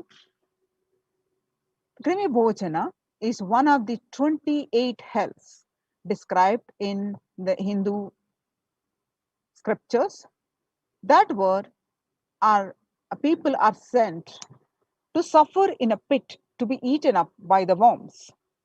In Garuda Purana, one of the chapter, Cosmogony of Hell and the Nether Regions. In Devi Bhagavata Purana, chapter 21 on the narrative of hells. And in chapter 22 on the narrative of the sins leading to hells. In Shiva Purana, chapter 16, uplift from the hell, which is section 5. And in Skanda Purana, chapter 12, redemption from hells. In chapter 2, the merit of visiting Setu. Chapter 30, the glory of Dhanushkoti. In the Brahmanda Purana, chapter 20, the hells in nether regions, and chapter 106, sufferings in hell. In Padma Purana, chapter 48, section on the nether world. So these are the various references on the Krimi Bhojanam. So having said that, now see what the situation across the world on this pandemic race. You can see the statistics across the world due to this pandemic. Total deaths so far is 3 million and total confirmed cases are close to 140 million. And latest daily figures are 12,744 to, that is 56 days constant trend, and latest daily figures of deaths are 12,744 deaths on a day-to-day basis, and latest daily figures of the cases, confirmed cases, on 837,000. So the current state of the world of more statistics, and up to the last month, these are the cases, and you can see various statistics. So the world's most infectious disease, now airborne. A quiet revolution has permeated global health circles. Authorities have come to accept what many researchers have argued for over a year. The coronavirus can spread through the air. That new acceptance by the World Health Organization and the US Centers for Disease Control and Prevention comes with concrete implications. Scientists are calling for ventilation systems to be overhauled like public water supplies were in the 1800s after fetid pipes were found to harbor cholera. The cleaner indoor air won't just fight the pandemic. It will minimize the risk of catching flu and other respiratory infections that cost the US more than 50 billion a year. Researchers said in a study in the Journal Science on Friday, avoiding these germs and their associated sickness and the productivity losses would therefore offset the cost of upgrading ventilation and filtration in buildings. The world's most infected disease, now airborne, and the published by Mint. And he was right. The virus, which is SARS CoV2 virus, can travel on very small particles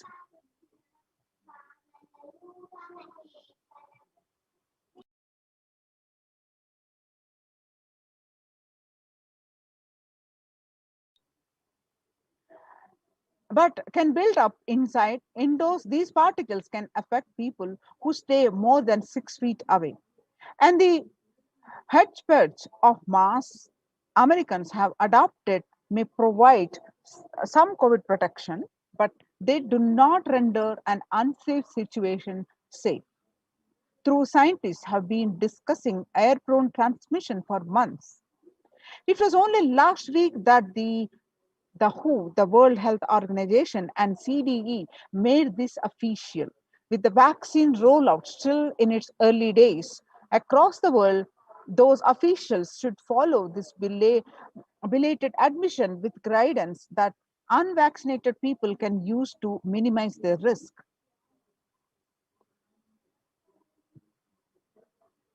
In a letter, the Hindu explained, the newspaper, airborne transmission of COVID-19 a risk.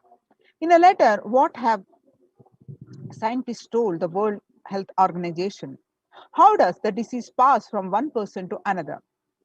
The story so far is on Monday, July 6th, 239 scientists from 37 countries put their signatures on an open letter that said COVID-19 is also transmitted via aerosols.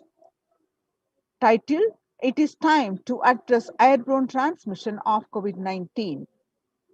An address to the World Health Organization, they said that there was enough evidence to show that viruses are released during exhalation, talking, and coughing as micro droplets small enough to remain aloft to and pose a risk of exposure at distances beyond 1 to 2 meters from someone who is infected. Over 3 to 6 feet recommended for physical distancing between people to avoid transmission. You can see the various statistics starting from Tamil Nadu. The confirmed cases are on a daily basis 10,072 and an active 9,099. Recovered are only 26. And the more statistics you can see in Tamil Nadu, and the Times of India published the statistics on the region, Chennai region, north, south, and zonal wise, the regions, the cases, and you can see the various statistics of daily cases and recoveries, deaths.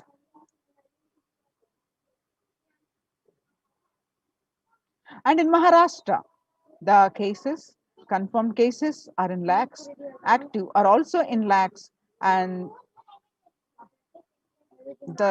you can see the various statistics as of today. Current state of statistics in Maharashtra,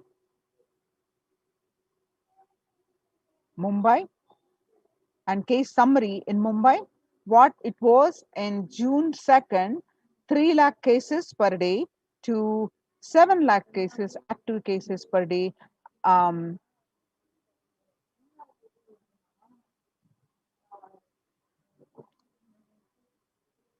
And across the states, Karnataka, Maharashtra, Tamil Nadu, and some of the statistics you can see district-wise cases, Karnataka, Bangalore, the cases, and Maharashtra, Pune, the cases, Maharashtra, Mumbai, the cases, the Tamil Nadu, Chennai, and Maharashtra, Nagpur, and Nasik. You can see the various statistics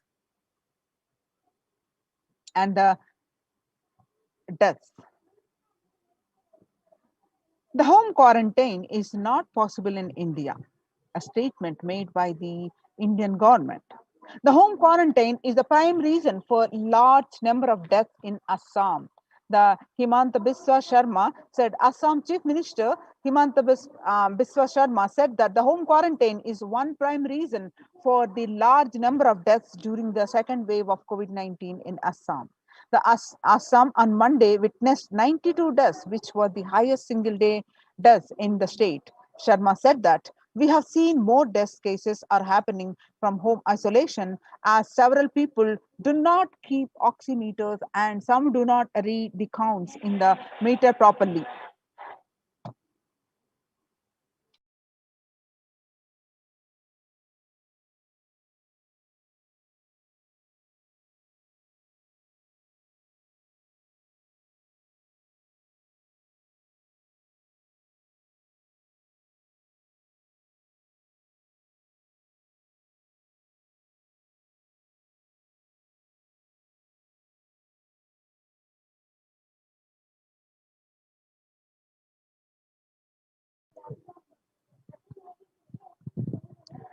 Maharashtra government on Tuesday announced that the decision to stop home quarantine in 18 districts which show higher COVID positivity rate than the state's average. The state's public health minister Rajesh Tope said that the decision taken to ensure better healthcare facilities to patients in districts which are showing a higher positivity rate.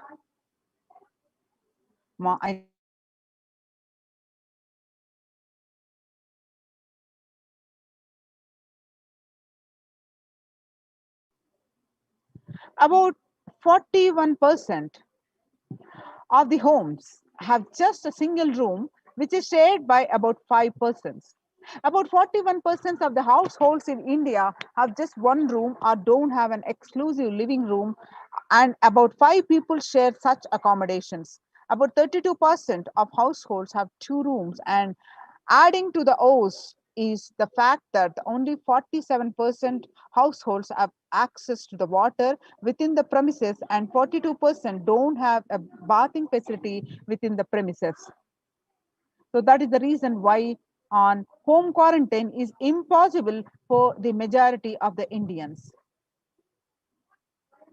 The self-isolation for COVID-19 is impossible for 40% of the Indian families.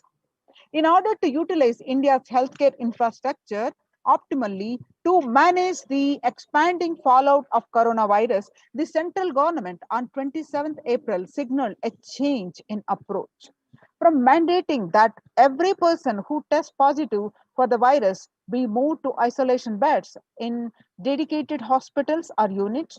The government allowed home quarantine for those who with mild symptoms. The key additional condition was that their house should allow for self quarantine. That in India is easier said than done. According to the census 2011, about 42% Indian households were living in houses where an average 3 or more people were sharing a room.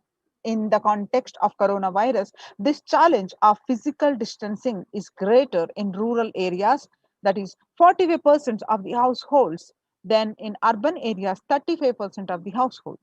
Only one state, Kerala, is looking relatively dignified on this metric.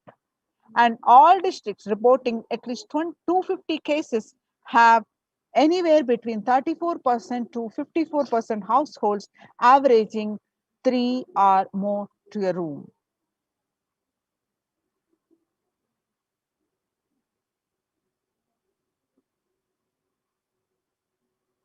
You can see a picture. A woman weeps after her husband, who is not in the picture, was tested positive for the coronavirus disease and was taken to a quarantine facility during an extended nationwide lockdown to show the spreading of the coronavirus disease at a slum area in Ahmedabad, India, on May 5th, 2020. 2 of the every 5 Indian households live in houses where the average 3 to a room, and the stress of this physical proximity is more in rural areas. Where is the space for home quarantine in cities? In New Delhi, Health Ministry last week said most cases of coronavirus had been asymptomatic or mildly symptomatic and had advised home isolation for such people. It also said that 65% cases across the country were reported from the metros and big cities. However, census data suggests and experts also agree that the following the ministry's guidelines on home quarantine is near impossible, particularly in urban households. The guidelines on home quarantine say the person showing COVID-19 symptoms has to remain isolated in a well-ventilated room, preferably with an attached toilet. If another family member needs to stay in the same room, it is advisable to maintain a distance of at least 1 meter between the two, it stated. When the first world countries closed their borders during a massive global emergency, Kailasa has opened its doors to all without exception. The Supreme Pontiff of Hinduism reveals that at least 6 months back, I became aware that the multi-layer quarantine is needed to protect people. If you are in India and you want to protect your immediate family or extended family, anyone who will listen to you, get them immediately to our campuses. Our campuses, many are India, Adi Kailasa in Bidadi, Bangalore, Tiruvannamalai Adinam in Tamil Nadu, Rajapalam Adinam in Tamil Nadu, Puduvai Adinam in Tamil Nadu, Pattanam Adinam in Tamil Nadu, Srirangapadi Adinam in Tamil Nadu, Sripuram Adinam in Hyderabad, Madurai Adinam in Tamil Nadu, Avattipalam Erode, Tamil Nadu, Husur Adinam in Tamil Nadu, Baroda Adinam in Gujarat. Kailasa rushes to help as India finds itself on the verge of COVID-19 third wave. Multiple free COVID care centers opened across India. Various social services offered during the pandemic in Nithyananda ashrams across India. The spiritual services offered during the pandemic in Nithyananda ashrams across India. The cosmic revelations on the global pandemic.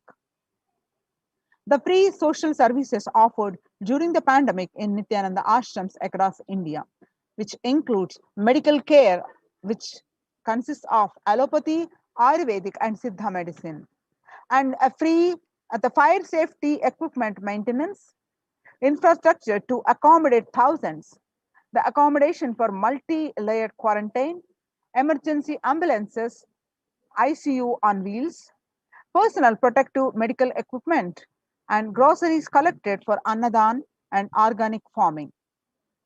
Join now in one of the COVID care protection centers. Register now through the link below https://kailasa.org/Kailasa care. Now let us see some of the glimpses from Kailasa's the Department of Health on COVID protection for Adi Kailasa Sarvajna Peetham. Immunity boosters and COVID care. The supplements procurement on allopathic immune boosters are zinconia, vitamin D, and vitamin C. And the immunity boosters and COVID care through Ayurvedic medicine. The immunity boosters are being provided to protect all the residents of Adi Kailasa Sarvajna Peetham. The immunity boosters and COVID care streaming once a day with tulsi, eucalyptus, nochi, and turmeric leaves. All these herbal leaves are taken from the healing trees here in Adi Kailasa. Twice a week, consumption of Kabasura Kundinir, a mixture of pepper, ginger, and clove, and other ingredients extensively aimed for boosting the lungs, improving the respiratory system, and treating infections conditions such as cough, cold, and fever.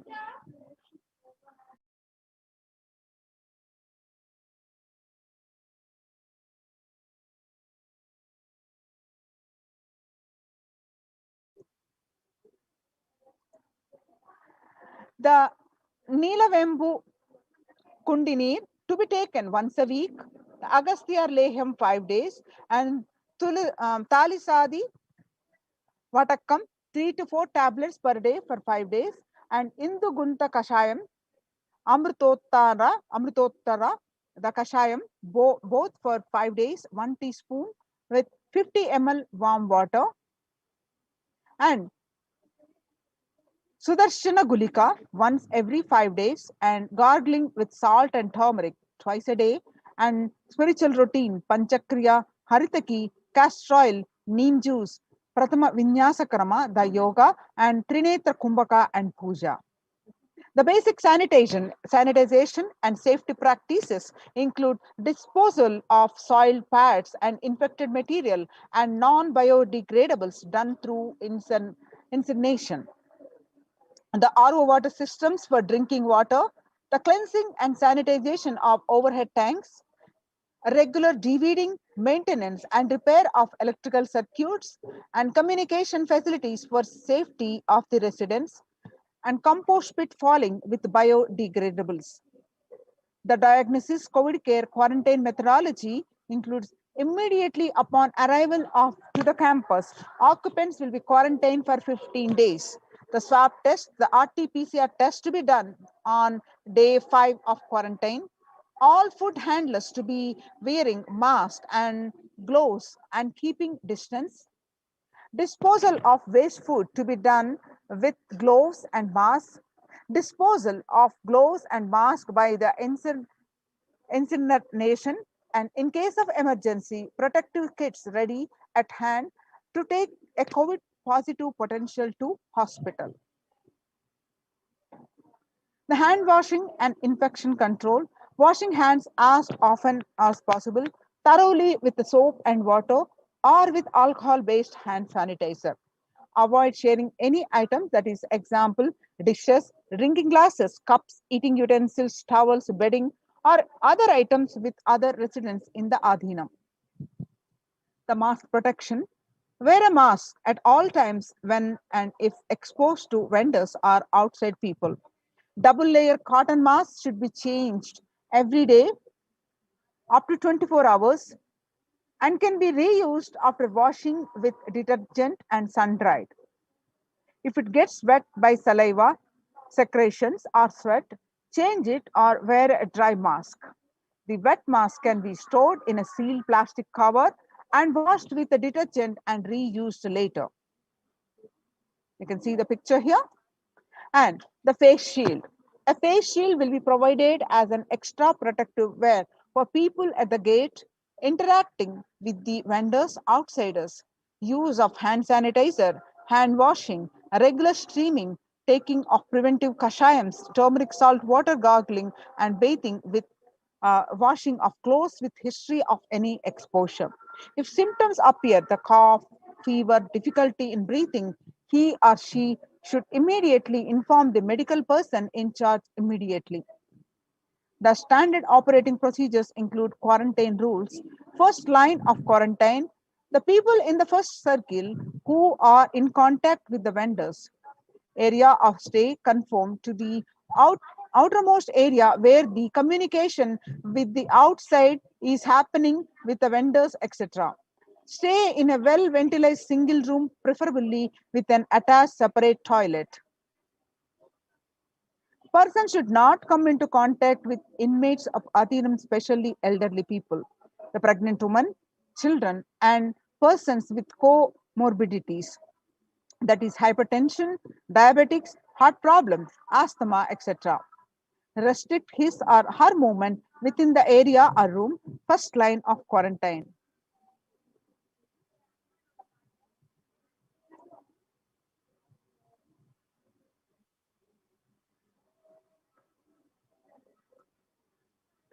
The standard operating procedures are delivery of packages. All parcels received at the gate should be sanitized, spraying with disinfectant. All deliveries will be contactless delivery. Wearing of face coverings and hand gloves are mandatory if contactless delivery is not an option, or request the delivery to be left in a protected and isolated place. The outer packaging of the item or product will be disposed before it enters the Adhinam. Packages will be quarantined before being delivered. All the delivery bags, boxes, containers will be thrown away after transferring the items to their respective places. All surfaces of the package will be cleaned with a simple disinfectant and left to dry. All hands which are handling the packaging will be thoroughly washed with soap and water or antibacterial solution frequently. All mail and packaged products which are non-perishable will be left outside for 24 hours before using them. Disinfection, that sodium hypochlorite, the bleach or chloride, will be used 1 teaspoon of bleaching powder in 3 cups. Alcohol at 70 to 90% will also be used for surface disinfection. Clothes to be washed separately with detergent and dried. Sharing of items is strictly prohibited. This prevents the spread of the virus. The warning signs: if the fever continues for more than 5 days, fever returns to the second week after having been there for a day or two, fever more than 101 Fahrenheit after day 4, and resting heart rate over 110 when there is no activity happening, breathlessness, tightness in the chest. Oxygen saturation less than 94% on pulse oximeter. Our 6-minute walk test record the saturation rate before and after walking briskly for 6 minutes. If the saturation falls by more than 3%, it is not favorable, and less than 94% is not good too. Relentless cough, continuous coughing. You can see the pictures of in-campus ambulances. The ambulances pictures you can see. The second line, quarantine. The prevention is the best medicine.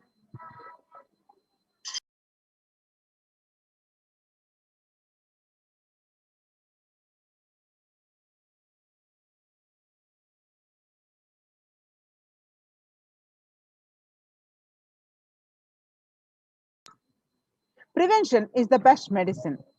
In the second line quarantine, people who come in as newly will be given a separate room with toilet facility. Under no circumstances will they exit the room. Their designated quarantine person picks up the food after the person who serves the food is at safe distance of 6 feet. The food will be placed outside the door.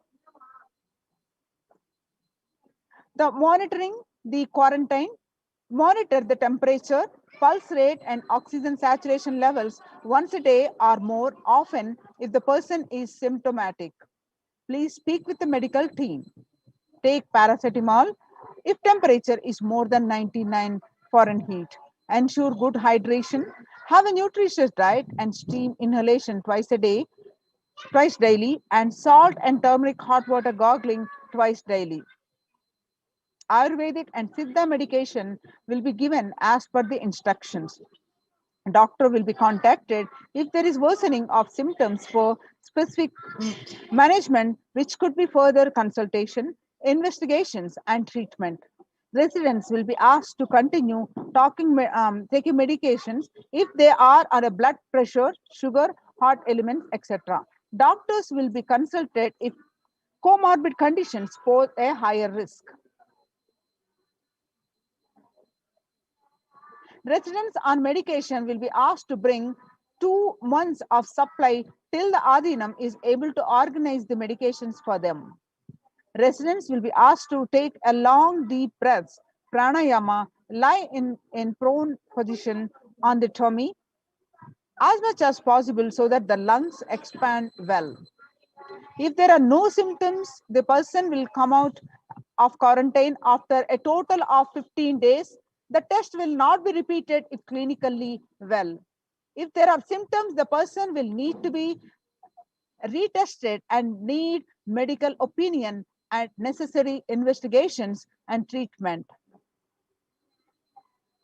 The common symptoms which will looked out for: fever, sore throat, fatigue, excess tiredness, cough, mostly dry and wet cough in some, and body aches, headaches, loose stools, vomiting, loss of sense of smell, loss of sense of taste, exhaustion, giddiness, and fainting. Previous mentioned symptoms will be provided with immediate evaluation and hospital care. Early detection of these warning signs and identifying the timeline is very crucial for better outcome. These will be monitored very closely and is the most important thing that needs to be done. Identifying day one of symptoms is a very crucial in the management with respect to monitoring and treatment protocols. Day one would be when the very first symptom started. Investigate for the possible source of contact. All the people who have come in close contact 3 to 6 feet range with the primary case in the last 3 days need to be isolated separately and monitored for the symptoms as well. Infectivity starts 0 to 3 days before the onset of the symptoms, and the infected person sheds the virus till 9 days. Any of the above symptoms in various combinations signals the possibility of COVID, even though the same symptoms can happen with any viral infection in a pandemic, and it is to be considered as the possible diagnosis until proven otherwise. The rare presentations are known: rust, rash on a body, bluish discoloration of the fingers and toes, sudden onset of breathlessness, heart attack, strokes, paralysis of the limbs. Any suspect case should be immediately isolated.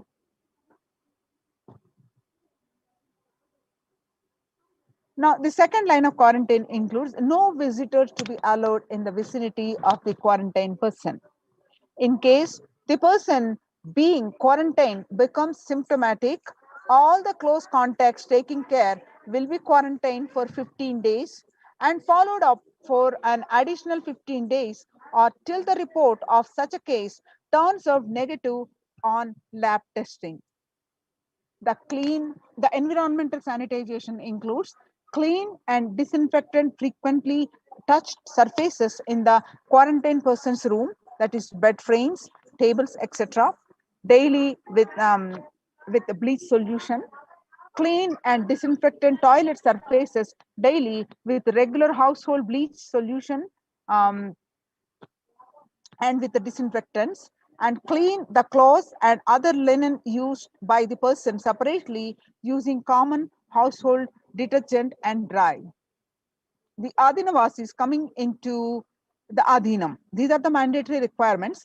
The Adhinavasis coming into the Adhinam must make the following medical tests. Results to be sent to the doctors here, Dr. Ma Santan Lakshmi, Dr. Ma Atmanindanamma, and RN Ma Chandravidya. And the email ID is the ma.santanlakshmi at nithyanandauniversity.org. The medical tests, mandatory requirements which are to be done before coming are complete blood count with peripheral smear, blood group type, fasting and post prandial blood sugar, renal function test, blood urea and serum creatinine, and VDRL test and HBsAg test, HIV test, thyroid function test, serum T3 and T4 TSH test, ECG test, liver function test, lipid profile test,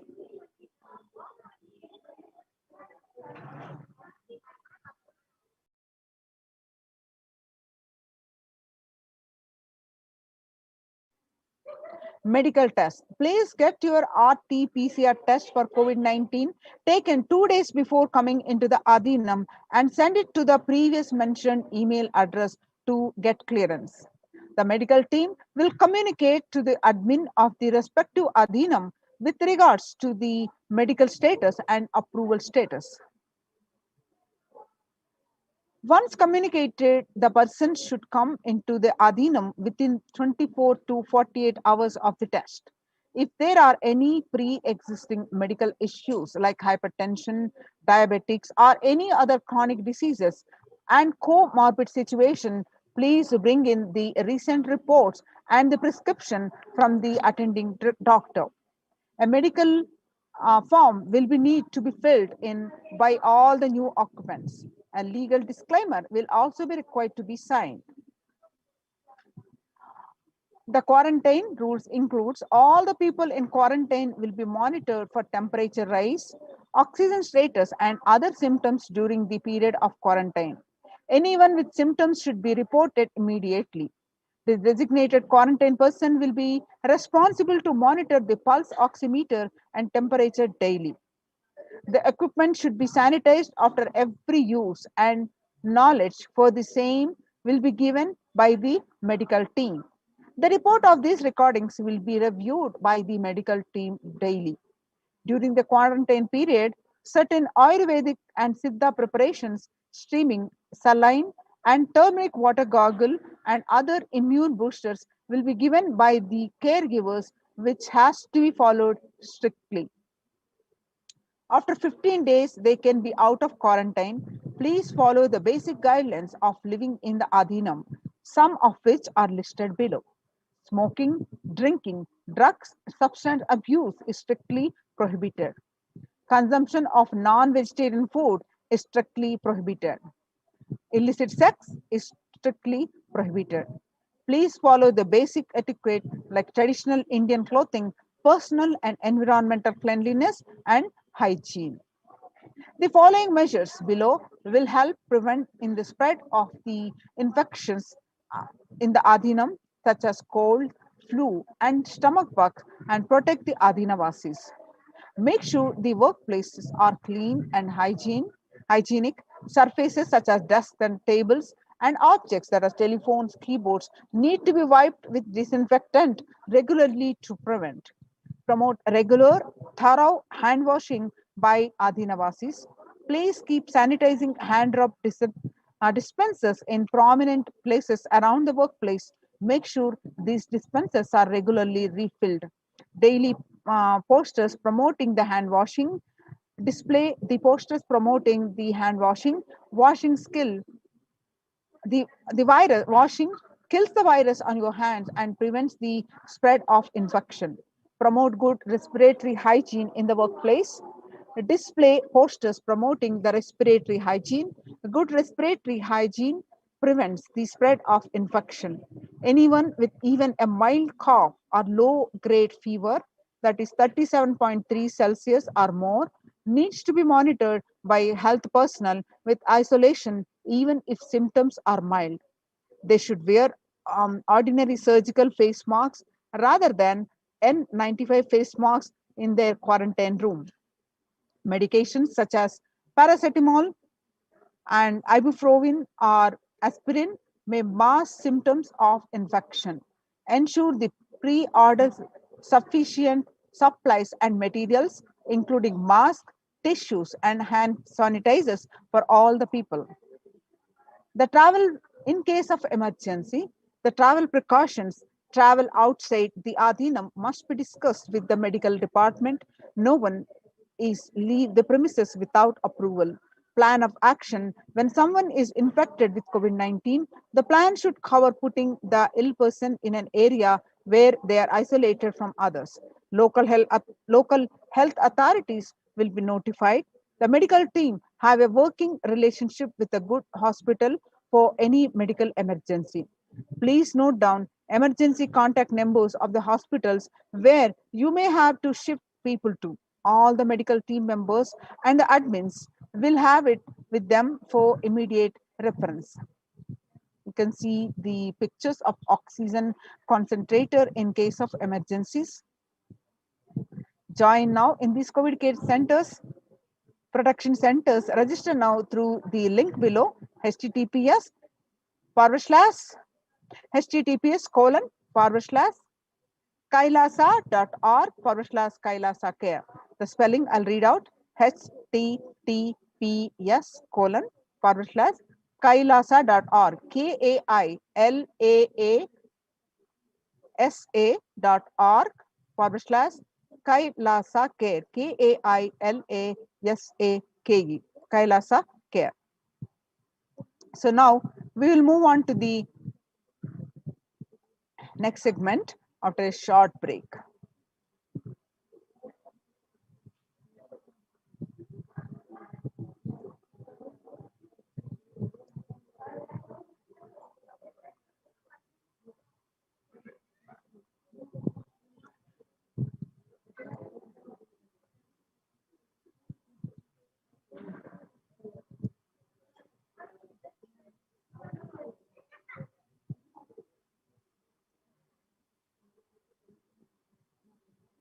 Now, welcome back.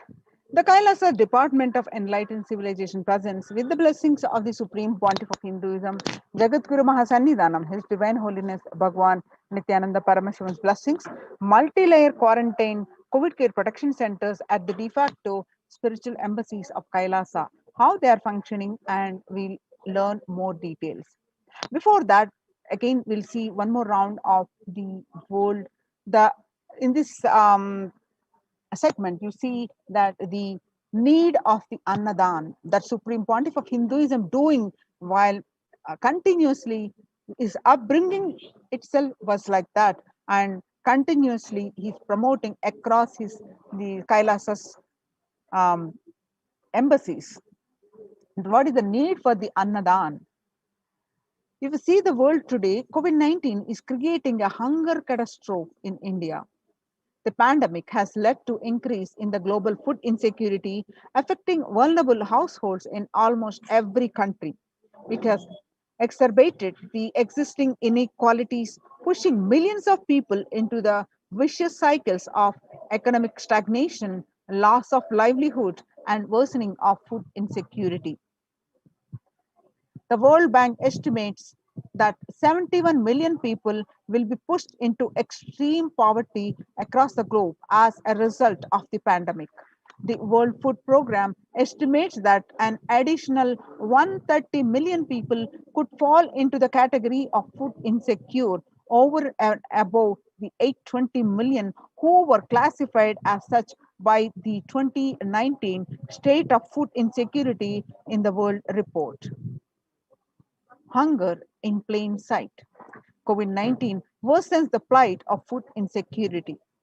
More than 50 million people have experienced the food insecurity during the pandemic, up to 35 million in 2019, according to the Feeding America nonprofit, the nation's largest domestic hunger relief organization.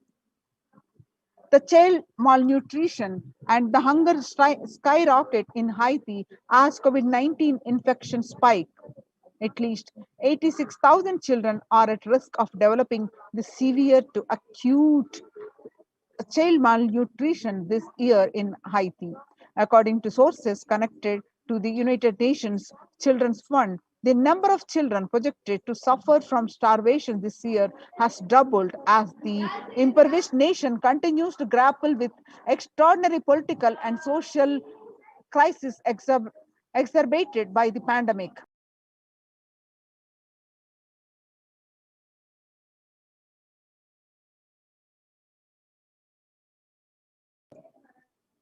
Refugees are paying the highest price in the COVID-19 pandemic.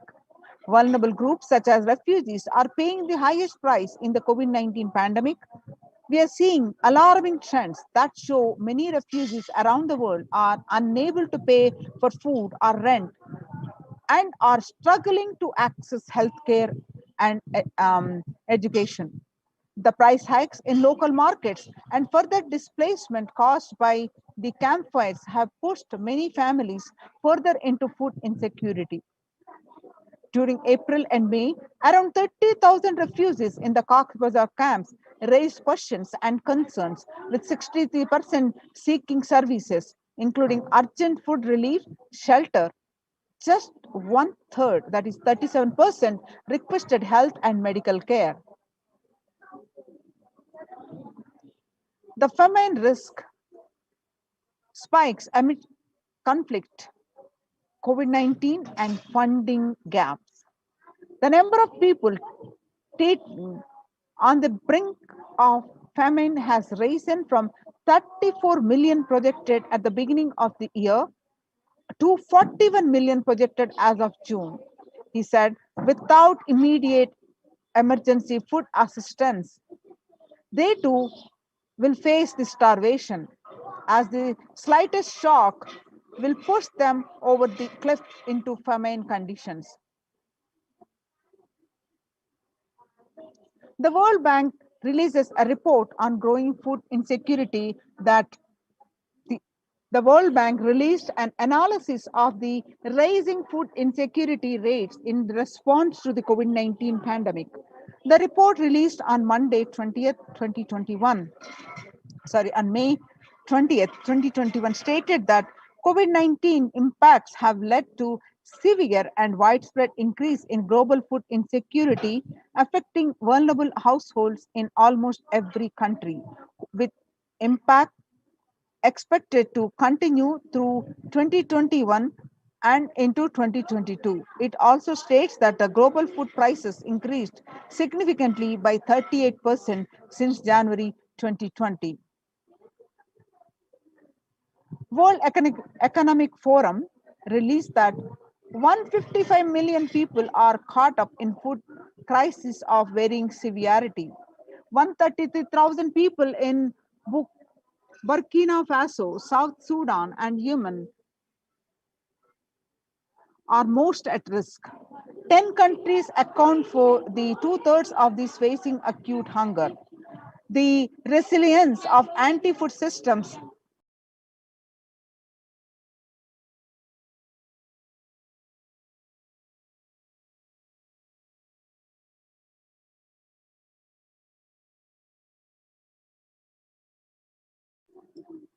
The resilience of anti-food systems is being eroded by conflict, insecurity, and environmental trends.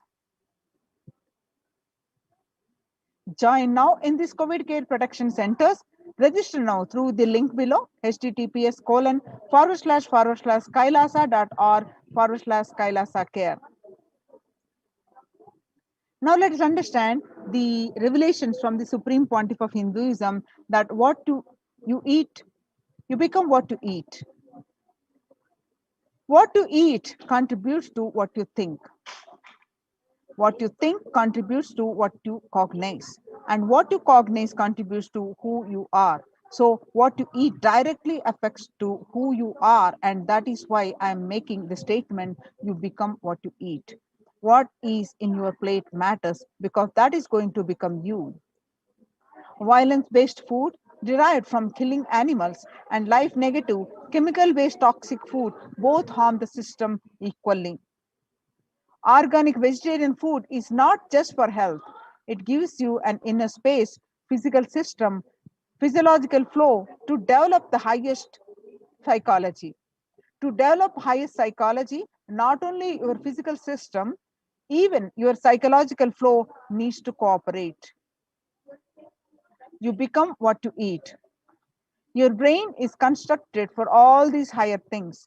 When you don't explore the higher things, you are bound to feed the lower things and keep your brain engaged for survival. If you don't explore the higher dimensions of consciousness, you will force yourself into the drugs and try to explore the hallucination, imaginary, illusory dimensions of the universe. Vegetarianism as a lifestyle. The human body is naturally designed for vegetarian food. The inner mechanisms like feeling, thinking, words, and everything is designed to function with the vegetarian food.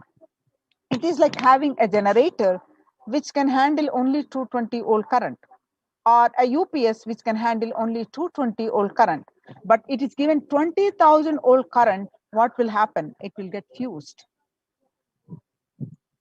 The food without anxiety, the food without fear, the food without depression and by memories, if they are consumed by a person, the energy with which they think, the energy with which they utter the words, the energy with which they act, the energy with which they feel, everything will be aligned to the natural source of energy. It will be aligned to nature, which is the inner potential energy. The Kailasas Annalayas serve continuously the free organic vegetarian sattvic meal for one and all, eliminating the hunger. The developmental, economic, social, and medical impacts of malnutrition and famine have a critical impact on the individual, familial, community, national, ultimately on the global level. With the ongoing COVID-19 pandemic triggering an alarming spike in food insecurity, and the United Nations have given warnings of famines of biblical proportions. In 2020 alone, 690 million people were estimated to be pushed into food insecurity. The access and availability to organic food has become of utmost importance. Through the Kailasa Department of Agriculture, the Supreme Pontiff of Hinduism, Jagadguru Mahasannidhanam, His Divine Holiness Bhagwan Nithyananda Paramashivam, has committed to distribute the free organic food to everyone, not just since the beginning of his public life, but from his very upbringing itself. Kailasas Annalayas, the food bank established all across the globe, distributes and serves free vegetarian organic food for people of all caste, creed, religion, race, gender, and social standing. Under the symbol Red Om, providing relief work for natural and man-made calamities, working to eliminate the world hunger. Supreme Pontiff of Hinduism said on 17 June 2019, he reveals that we will revive the food supply system of Kailasa. Before you get hungry food will be ready. Continuous Annadanam. I am not giving any fantasy. It is already become a reality. You can see the pictures way back in 2002. This picture is taken on 22 November 2002. The pictures show the early days of Kailasa spiritual mission, where the Supreme Pontiff of Hinduism is offering Annadan, providing a free organic vegetarian meal on Kartikeya Deepam in Tirunamalle. This picture is taken at Tirunamalle, India. And on 2013, you see these pictures where you find the Supreme Pontiff of Hinduism on his right hand side with a bandage, even with a fractured hand. The Supreme Pontiff of Hinduism, Jagadguru Mahasannidhanam, His Divine Holiness Bhagwan Nithyananda Paramashivam, engaged in selfless work day and night, inspiring the peacekeepers of Sovereign Order of Kailasa to engage in selfless service, leading the nation of Kailasa by example. In 2011, the Supreme Pontiff of Hinduism had a multiple compound fracture with the bone protruding out of the skin. In 2013, 2 steel implants that were fastened in 2011 were removed as the bones had healed completely, and this picture is taken soon after the surgery, and he was ready to serve the everyone, serving the Annadan. And you can see this picture taken on 3rd January 2012 at Pondicherry, Thane flood relief. And this picture on 3rd January 2012, again, some more pictures from the Thane flood relief. And this picture, you see, again, the Thane flood relief serving the thousands of victims, the Annadanam happening. Nithyananda Annalaya inauguration at Tirunamalle, India on 9th September 2011, where you find in this picture the Supreme Pontiff of Hinduism serving the Annadan to one and all. This picture that you see on 25th November 2005, Arogya Yoga Health Workshop in Tamil Nadu, where you see the thousands of devotees and you find the Supreme Pontiff of Hinduism himself serving the meals. And you see this picture on 12th December 2007, Nithyananda Purana Meditation Workshop and Salem, India, where you find the thousands of devotees are taking part the Annadanam.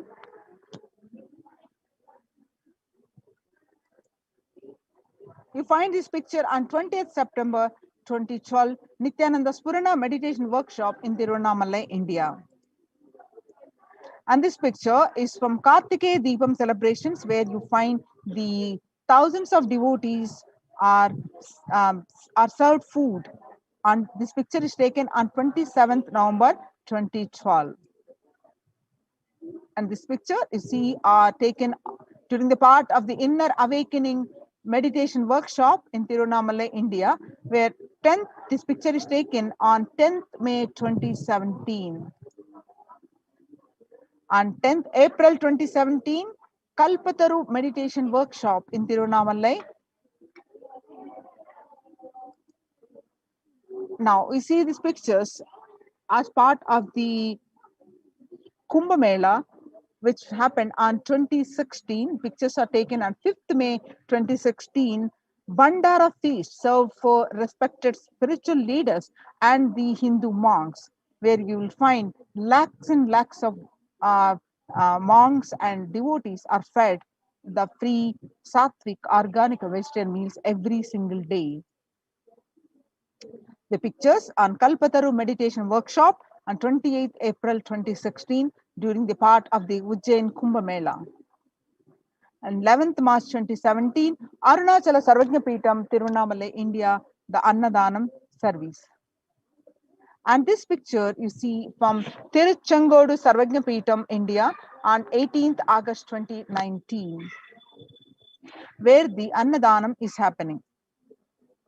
On 6th July 2019, Annadan distributed during the Guru Purnima, the traditional celebration of Guru, the Kailasa in Houston. And on the 8th December 2016, the Sadashivoham meditation workshop in Adi Kailasa, where you find the Supreme Pontiff of Hinduism serving the meals.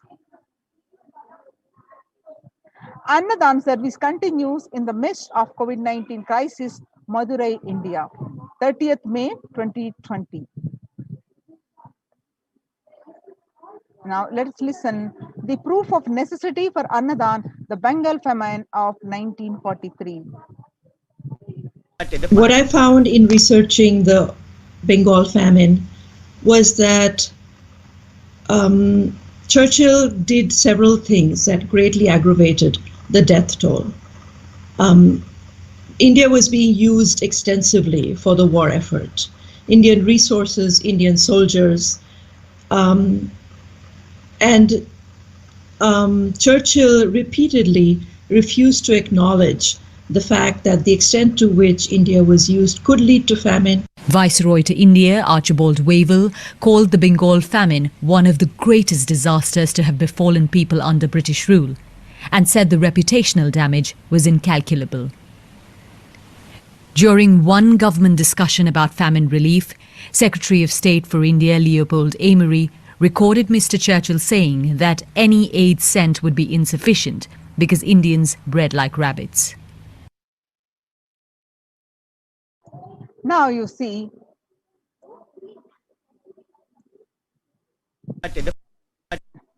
in 1943-1944, from the video, we learned that in the man-made famine of Bengal, as per the existing records of 3+ million were murdered.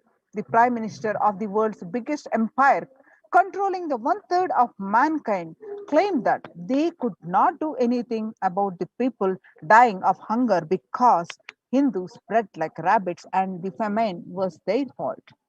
In 2016 Ujjain Kumbh Mela, the peacekeepers of Kailasa served organic food to over 3 million people. Peacekeepers of Kailasa, under the leadership of the Supreme Pontiff of Hinduism, served the more than 1 billion free meals in that Ujjain Kumbh Mela in past 26 years, and are determined to end the hunger and poverty in all its form.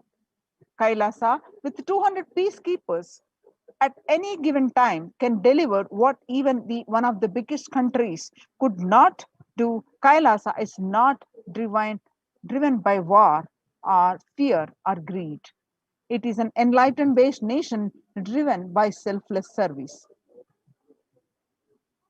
The Vedagamas, the source of Hindu scriptures, declares that Annam Bahukurvita. The scriptural reference is from Taittiriya Upanishad, Bhrigu Valli, which means that let us produce food in excuse me, let us produce food in large quantities.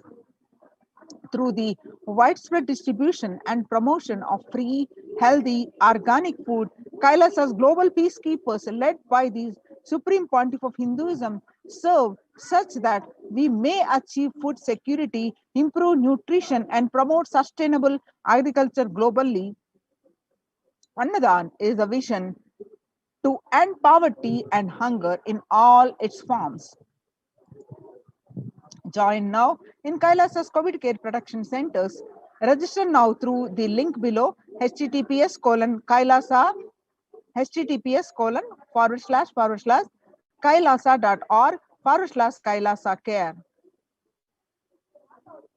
Revelation to the world by Devi Parashakti. On 12th May 2021, Devi Parashakti revealed through the Supreme Pontiff of Hinduism that I came as Nija Avatar. I am blessing you. Listen, people, listen. To do good to all of you, I have taken the form of Nithyananda and came down as Nija Avatar. People of India, listen carefully, listen. Time after time, Bharatam is Jnana Bhumi, where enlightened beings come, and we cannot make Jnana Bhumi as infantile. Enlightened beings have to come. They have to live and it has to flower.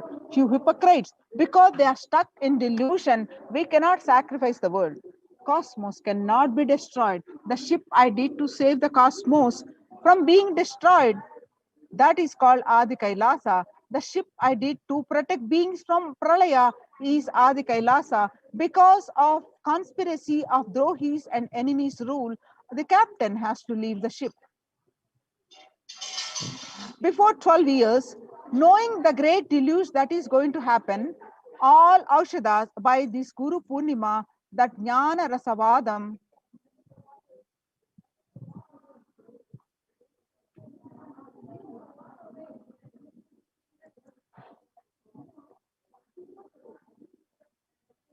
before 12 years, knowing the great deluge that is going to happen, all Aushadas by this Guru Purnima, that Jnana Rasavadam, Navapashana is going to flower, allow people to come and take dip in Navapashana flower. People, whoever comes and dip in Vaidasarovar, they will not have death, they will not have corona. Crores and crores of people will come in line every day and they will come and dip in the Ananda Lingam.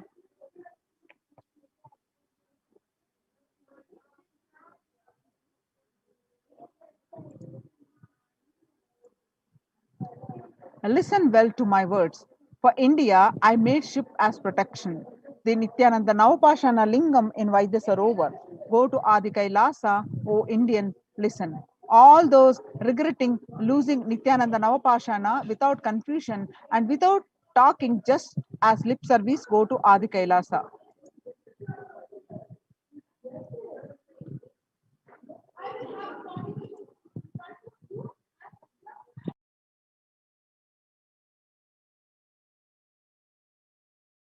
Continue the next segment after a short break.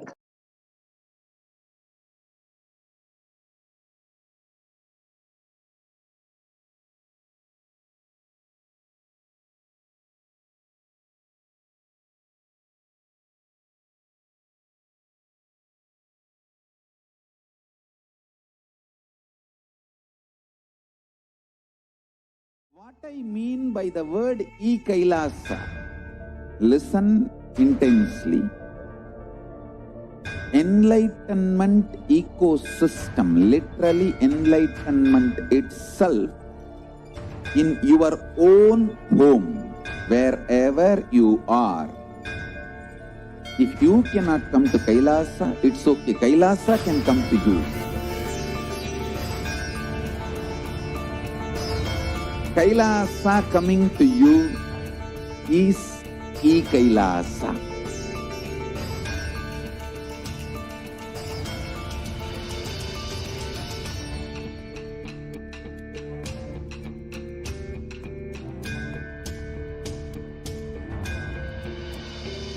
I will revive Hinduism.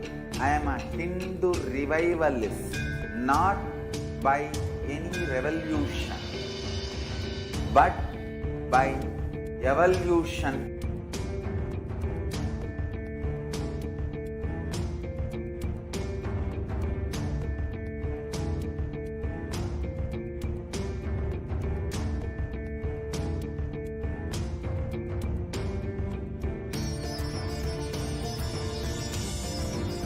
And setting model community.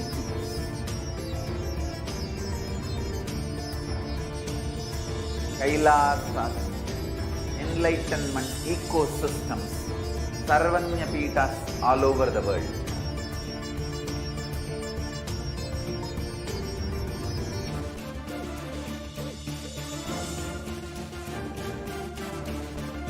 All powerful cognition, knowledge, only when you live, power manifestation and possibilities manifestation happens.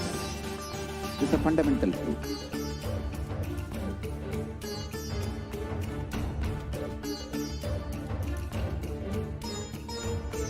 Hinduism cannot live exclusively as one sampradaya. No.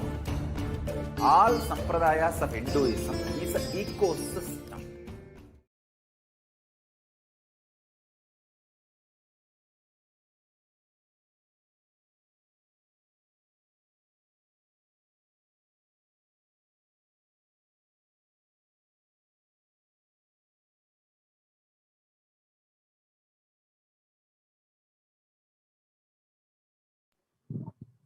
Sorry for the technical glitch.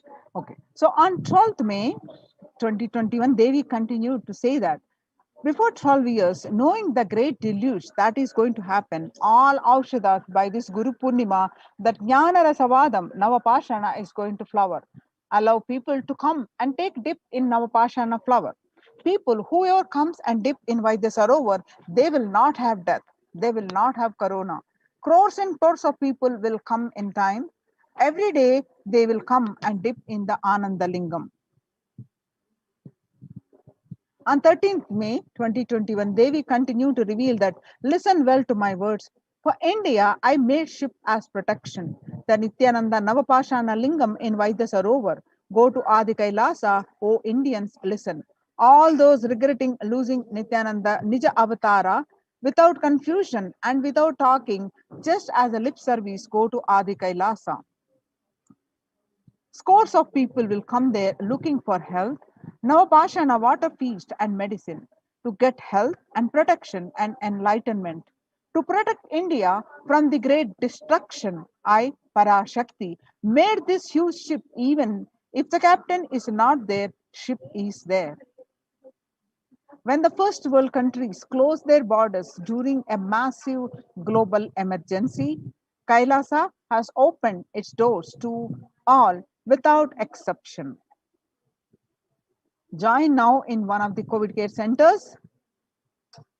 Kailasa rushes to aid India as India finds itself on the verge of COVID-19 third wave. Multiple free COVID care centers opened across India. Various social services offered during the pandemic in the Kailasa de facto spiritual embassies across India. Spiritual services offered during the pandemic in Kailasa's de facto spiritual embassies across India, and cosmic revelations on global pandemic. The free social services